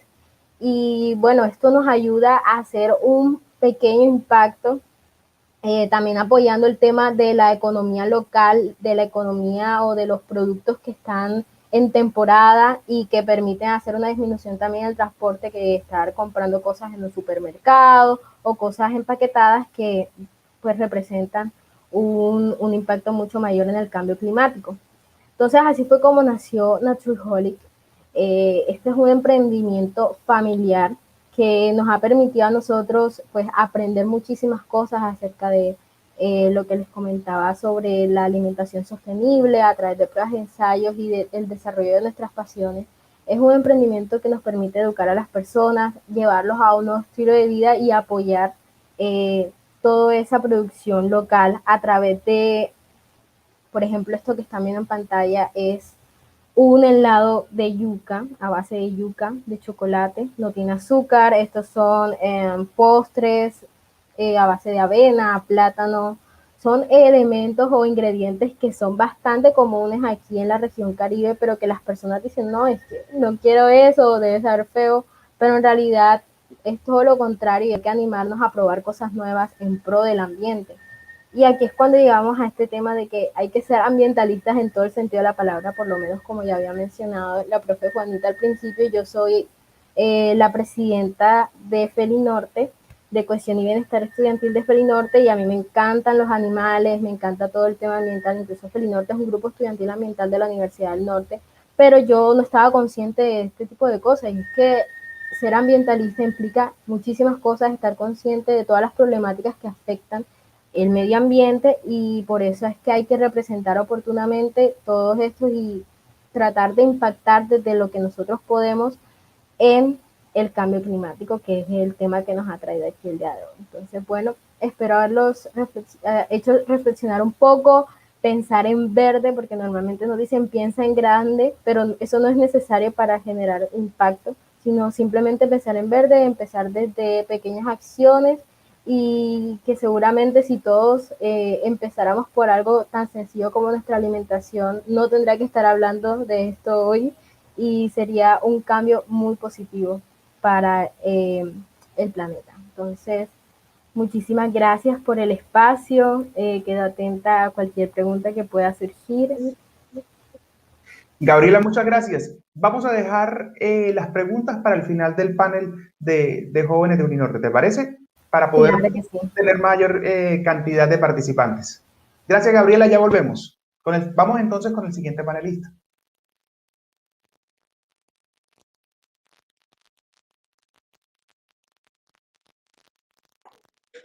Hola, Wilmer, adelante. Hola, José. Buenos días a ti y buenos días para todos. Vamos a esperar que proyecten la presentación, por favor. Listo, ahí está. Bueno, buenos días para todos y un saludo y muchas gracias por la invitación. Mi nombre es Wilmer Urango y soy estudiante de Ingeniería Civil de la Universidad del Norte, y hoy, más que hablarle de problemáticas, quiero centrarme principalmente en soluciones y acerca de también lo que podemos hacer para combatir el cambio climático. Es por eso que a esta presentación la he titulado La voz de los jóvenes por la acción climática. En cuanto al desarrollo de la presentación, pues he decidido dividirla en 3 puntos. Primero, hablaré de mi experiencia personal sobre lo que estamos haciendo y lo que podemos hacer para generar conciencia ambiental. Luego me enfocaré en lo que está haciendo ANEIC Uninorte, un grupo estudiantil el cual soy líder, para llegar a más personas. Y por último, comentaré un poco acerca de lo que podemos hacer nosotros desde nuestros campos profesionales, enfocándome principalmente desde la ingeniería civil. Entonces, en cuanto a mi experiencia personal, pues preparando esta presentación, me di cuenta que sin querer había hecho algo parecido a la campaña Hablemos del clima en clase en una clase del semestre pasado. Fue por eso que decidí traerles algunas ideas para hacer del clima una clase. Para eso podemos comentarle a ese profesor de nuestra clase favorita que queremos reservar los últimos 10 o 15 minutos de la próxima clase para hablar de un tema que recae sobre todos, que es el cambio climático.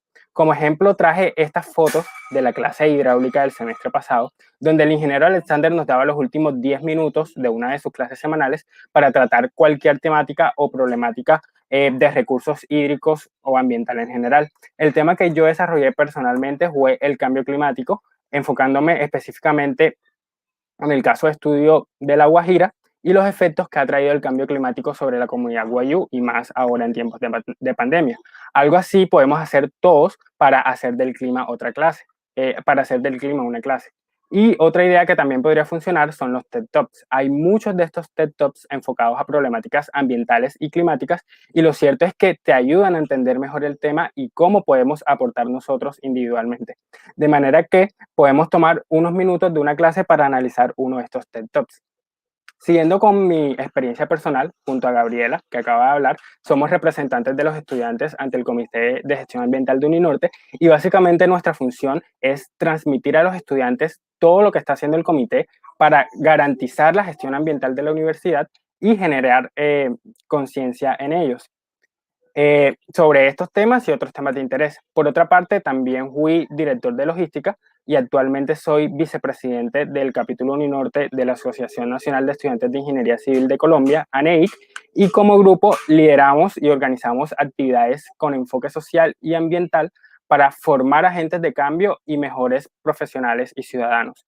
Y esto precisamente me da pie para hablar del siguiente punto en el temario, el cual se basa en las iniciativas de ANEIC Uninorte como grupo para generar conciencia de que el clima es cuestión de todos.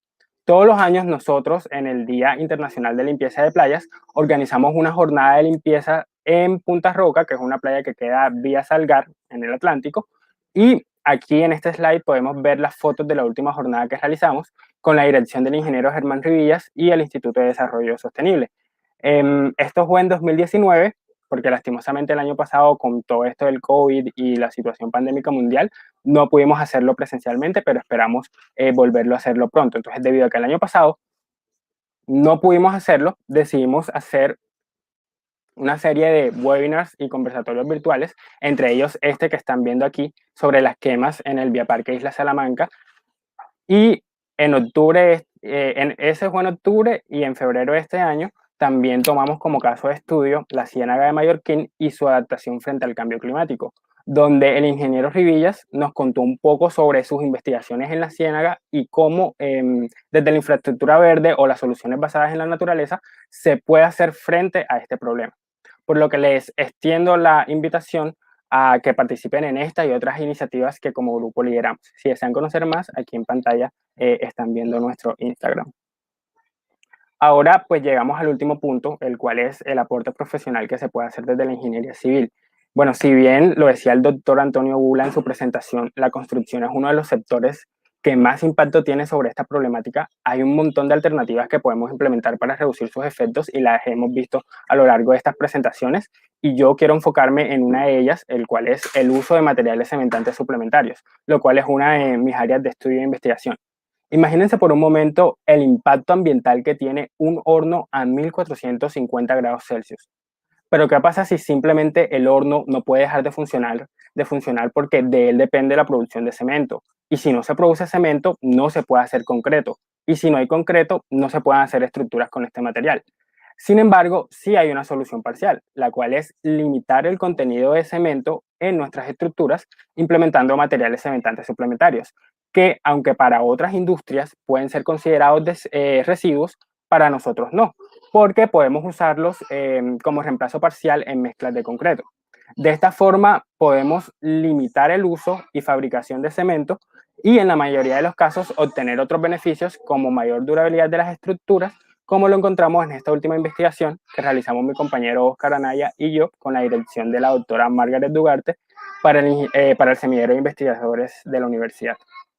Otro proyecto que estamos adelantando en la universidad es este que están viendo aquí de calidad del aire y salud ambiental en 5 ciudades de Colombia. Es un proyecto a nivel nacional que tiene una estrecha relación con el cambio climático, puesto que tanto la calidad del aire como el cambio climático comparten los factores de incidencia, las cuales son las emisiones de CO2. Además, muchos contaminantes del aire que son nocivos para la salud humana y los ecosistemas también contribuyen al cambio climático. Entonces, por último, me quiero despedir con este TED Talk de Alice Bowes, donde ella menciona que tenemos que aprovechar ahora la oportunidad que tenemos de influir en la cantidad de cambio climático futuro al que tendremos que adaptarnos. Es decir, el cambio climático no es un problema que va a desaparecer mágicamente. No tenemos la elección de un futuro sin nada de cambio climático, pero sí tenemos dos opciones. Uno, tomamos en serio el cambio climático y reducimos y mitigamos significativamente nuestras emisiones de gases de efecto invernadero para adaptarnos a menos de los impactos del cambio climático en el futuro. O dos, seguimos ignorando el problema y elegimos adaptarnos a impactos climáticos muy poderosos en el futuro. Entonces eso era lo que quería compartir con ustedes. Muchas gracias. Muchísimas gracias a ti, Wilmer, y muchísimas gracias por esta presentación bastante interesante. Vamos con preguntas. Hay inquietudes y por supuesto que vamos a transmitirlas para que ustedes nos ayuden a resolverlas. Recuerden que pueden hacer sus preguntas en el chat que tiene allí YouTube en este momento y vamos a establecer preguntas para Gabriela o a transmitir mejor preguntas para Gabriela y para Wilmer. Bueno, tenemos varias con el tema de consumo de alimentación sostenible.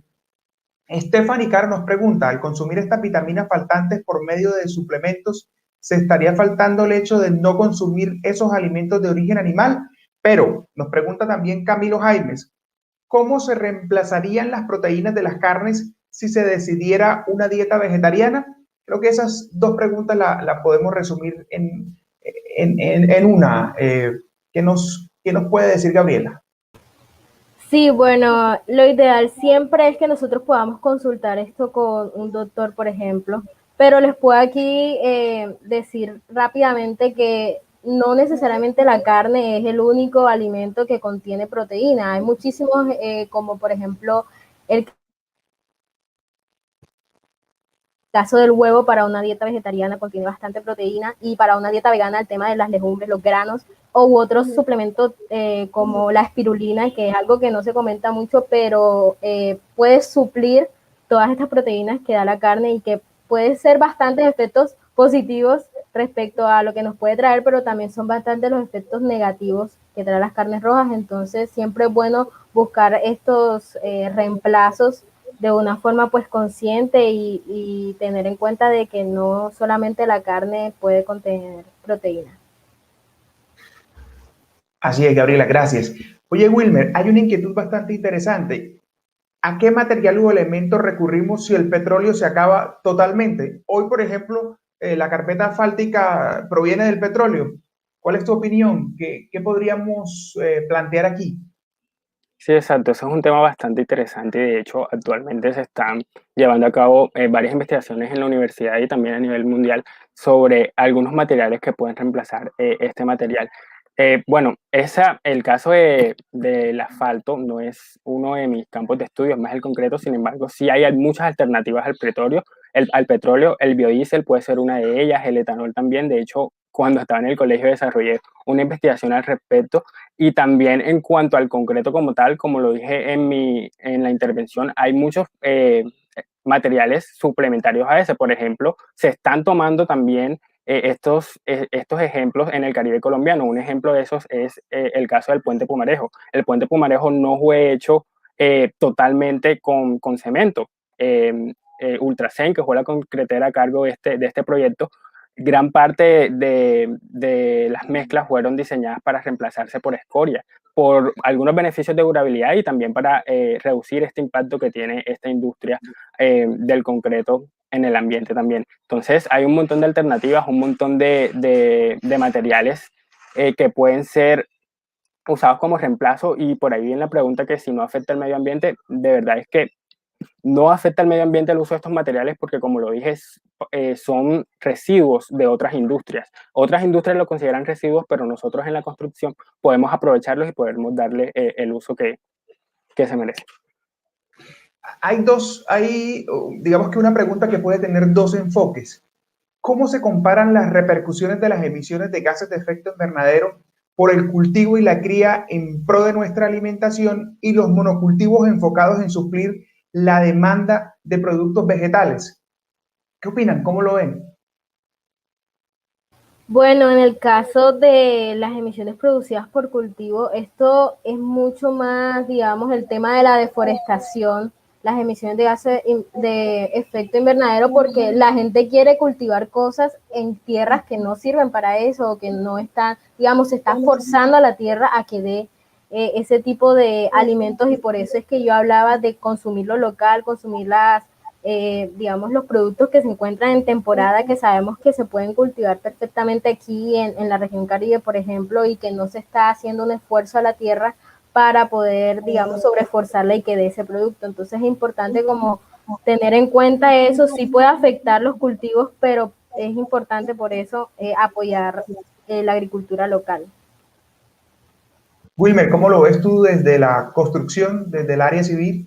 Sí, estoy totalmente de acuerdo con Gabriela y estaba pensando, enfocándolo principalmente al área de transporte de nuestra carrera, que como decía Gabriela, si consumimos alimentos locales, pues nos ahorramos todo ese consumo de energía y toda esa logística de transporte que involucra traerlos de otros lugares. Entonces, totalmente de acuerdo con su intervención. Wilmer, Gabriela, los invito para que vamos al chat de esta transmisión en directo, de este live, porque hay muchas más inquietudes, hay comentarios y sería muy importante que ustedes sigan interactuando. Juanita. Muchas gracias. La interacción ha sido realmente maravillosa. Muchas gracias, Wilmer y Gabriela, por estos comentarios y por las exposiciones que nos han hecho tan interesantes.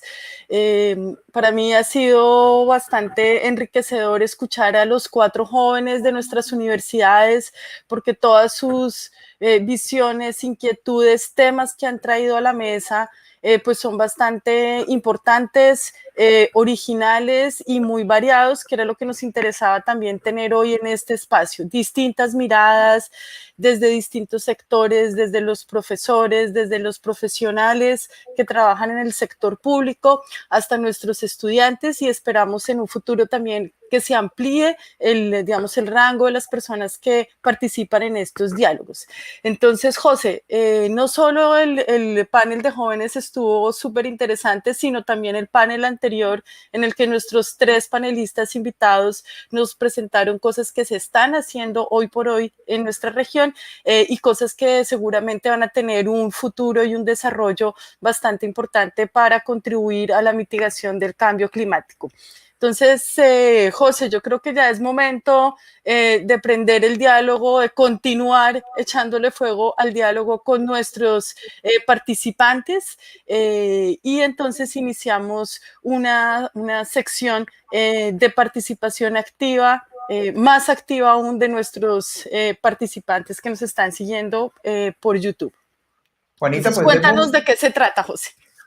Bien, pues demos uso a las herramientas digitales que hoy están de moda para la interacción, para la co-creación, para que todos construyamos conceptos y para que todos aprendamos. Y vamos a invitarlos a abrir en el siguiente enlace que les vamos a compartir allí por el chat, y los que deseen pueden escanear el código QR de Menti, que es una herramienta muy sencilla que todos podemos manejar.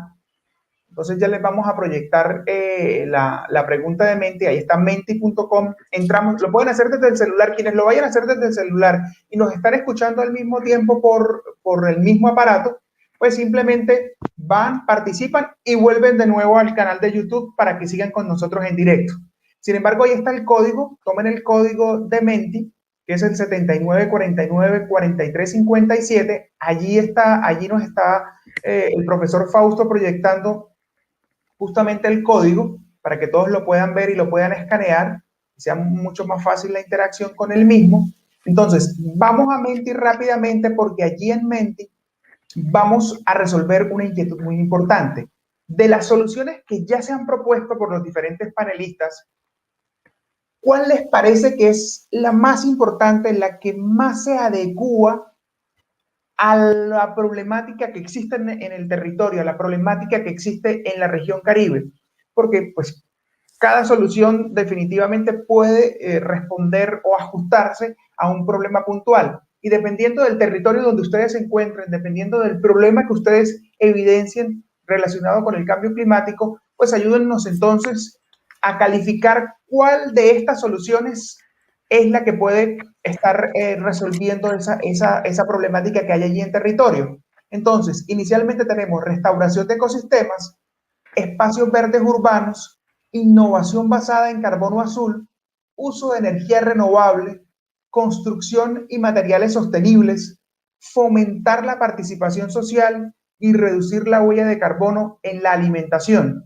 Entonces vamos a ver, según la calificación y según, digamos que la problemática que hay en cada uno de los territorios, cuáles son las soluciones de mayor importancia. Esto entendiendo que cada quien lo calificará según el entorno donde se encuentre, según las problemáticas sociales, ambientales o económicas que podamos encontrar en cada uno de los territorios. Entonces, como ustedes pueden ver, allí empiezan a moverse esas barras.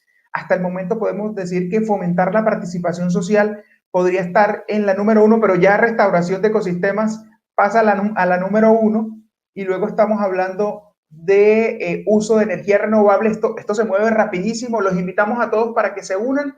Entonces les recuerdo de nuevo, es entrando a menti.com, utilizamos el código 7949-4357. Recuerden que lo importante de esta conversación es que todos entendamos estas soluciones, las apropiemos a nuestras necesidades y por supuesto que las implementemos. Y por eso estamos haciendo esta votación, para ver según cada uno de los contextos donde estamos ubicados, cuáles pueden ser las más adecuadas. Entonces, repito de nuevo, aquí está el listado de esas soluciones que las sacamos o las traemos mejor de las diferentes ponencias que hoy tuvimos en este espacio de conversación sobre cambio climático, y ustedes pueden presentar su calificación. Aquí están entonces las soluciones, están los resultados. Juanita, podríamos decir que se ha estabilizado un poco ya en restauración de ecosistemas con un 4.6.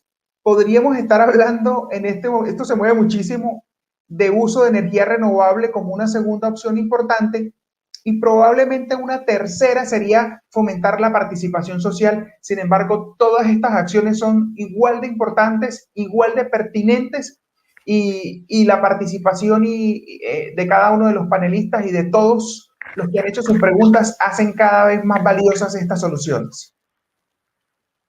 Ahí se sigue moviendo la participación. Agradecemos inmensamente a todos, a todas quienes han interactuado, quienes han hecho sus preguntas, quienes están interactuando en este momento por Menti y han permanecido a lo largo de toda la transmisión con nosotros. La comunidad científica lo ha dejado muy claro: las acciones que tomemos o no durante los próximos 10 años generarán un impacto profundo en la vida de las personas de las siguientes generaciones. Es nuestra obligación asegurarnos que todos entendamos qué es lo que está en juego, y estas soluciones son fundamentales que las entendamos y las apropiemos. Ahí está entonces, Juanita, el tablero se sigue moviendo y las soluciones se siguen ajustando a las necesidades de cada uno de los participantes. Excelente, José. Y recordemos también que de esta forma estamos participando en este diálogo global por el clima. En este momento y durante el día de hoy, miles de personas estarán hablando sobre estos temas en distintos webinars regionales que están ocurriendo en todo el mundo. y también estarán escogiendo sus soluciones, digamos, más importantes para sus regiones, para ser implementadas en estos próximos 10 años y ponernos las manos en la masa para reducir significativamente las emisiones de gases de efecto invernadero. Pues ahí está, sigue arriba uso de energía renovable. Digamos que se estima que en los próximos 10 años esto permitirá que el 50% de la energía o más provenga de fuentes solares, o sea, de energía limpia. Y por supuesto que contribuirá a la disminución de gases de efecto invernadero y por supuesto también a reducir el impacto que hoy generamos frente a ecosistemas y a comunidades que están en torno a otro tipo de energías diferentes a las no sostenibles. Bueno, también quisiéramos escuchar otras ideas que puedan tener nuestros participantes que no se han tocado acá, porque somos conscientes que estamos en una región muy grande, muy amplia, donde los contextos locales son muy particulares. Entonces, quisiéramos a través de una segunda ejercicio de interacción conocer un poco más de las ideas que ustedes tienen sobre qué se puede hacer, por dónde podemos empezar a hacer cambios para afrontar el cambio climático. Pues Juanita, ya arrancó la interacción, ya hay participantes con nosotros. Los invitamos al chat, de nuevo ahí en el chat, pero también allá arriba está en la dirección de Menti y con el mismo código vamos a responder. Les invitamos al chat y a este enlace para que juntos co-creemos las soluciones para nuestra región Caribe.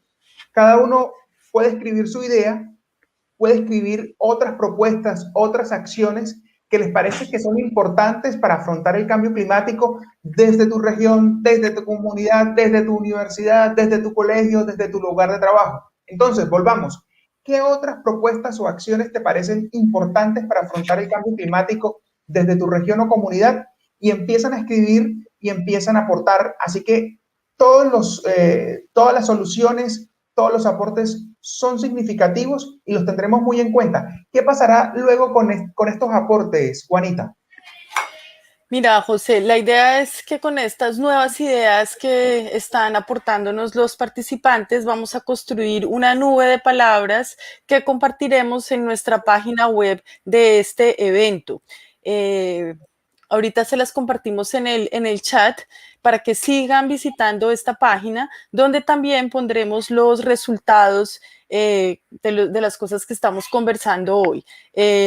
Más adelante también nuestros jóvenes, uno de ellos compartirá lo que sucedió hoy en un evento global donde otros jóvenes contarán los resultados de sus webinars. Entonces, toda esta información la seguiremos compartiendo en nuestra página de internet del evento, a la cual invitamos a que todos los que nos están oyendo la sigan visitando y obtengan más información sobre este tema tan interesante que nos reúne hoy acá. Igual, Juanita, lo estaremos compartiendo en la Red Internacional de Promotores ODS, porque estas acciones justamente dan soluciones a las realidades que se viven en el territorio. Leamos algunos rápidamente, Juanita, si te parece. Algunos ejemplos: caracterizar y evaluar el uso de microalgas con capacidades de biorremediadoras para tratar cuerpos de agua residuales como la Ciénaga de Mallorquín, siendo un ecosistema con bastante importancia ecológica. Realizar charlas a las personas de todas las edades, también fomentar el uso de materiales reutilizables. Profesor Fausto es quien está detrás de este tablero. Profe, muévalo para que veamos allí, gírelo para que veamos más propuestas.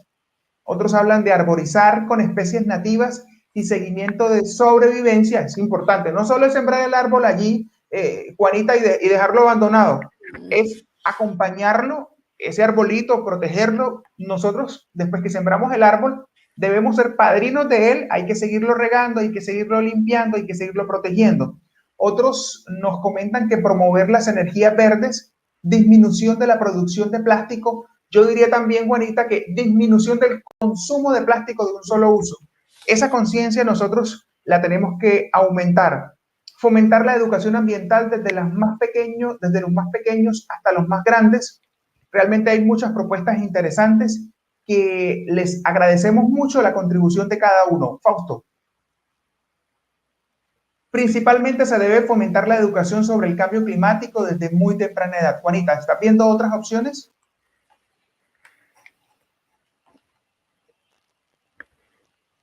Por aquí tenemos otras. Sinceramente, la restauración de los recursos naturales y la conciencia ciudadana siempre será esa meta a lograr, ya que si así fuera, podríamos lograr darle de nuevo vida al planeta. Realmente hay una diversidad de ideas y todas son realmente muy importantes. Reciclar en casa es también fundamental. Ahora que estamos en este confinamiento, es clave que en casa sigamos nuestras buenas prácticas que antes las hacíamos en el trabajo, en el lugar de estudio. Llevemos esas buenas acciones al hogar. Control y vigilancia de los sectores productivos e industriales. Tenemos que usar muy bien las energías renovables. Son, digamos que algunas de las acciones y propuestas que hoy nos han traído, Juanita. Me parece de una gran riqueza y una gran importancia estos aportes que están haciendo los participantes, porque esto nos está mostrando que hay una gran variedad de aspectos que pueden contribuir a enfrentar este gran desafío que tenemos como humanidad, desde la ciencia, desde la acción ciudadana, desde nuestro comportamiento como consumidores, hasta como ciudadanos que elegimos a nuestros gobernantes. En todos estos aspectos podemos hacer algo. Entonces, José, yo estoy muy agradecida con todos los participantes y en nombre del equipo organizador de este evento, en el que participaron activamente profesores de la Universidad del Norte, de la Universidad Libre y de la Universidad de la Costa, con el apoyo de una gran variedad de organizaciones que están muy interesadas y comprometidas con este tema. Les damos las gracias a nuestros panelistas por acompañarnos hoy, por mostrarnos estas ideas innovadoras, y a todos los participantes por estar acá, por activamente participar tanto en las preguntas como en estas dos últimas actividades, y pues recordar nuevamente que el cambio lo hacemos todos y que es momento de actuar.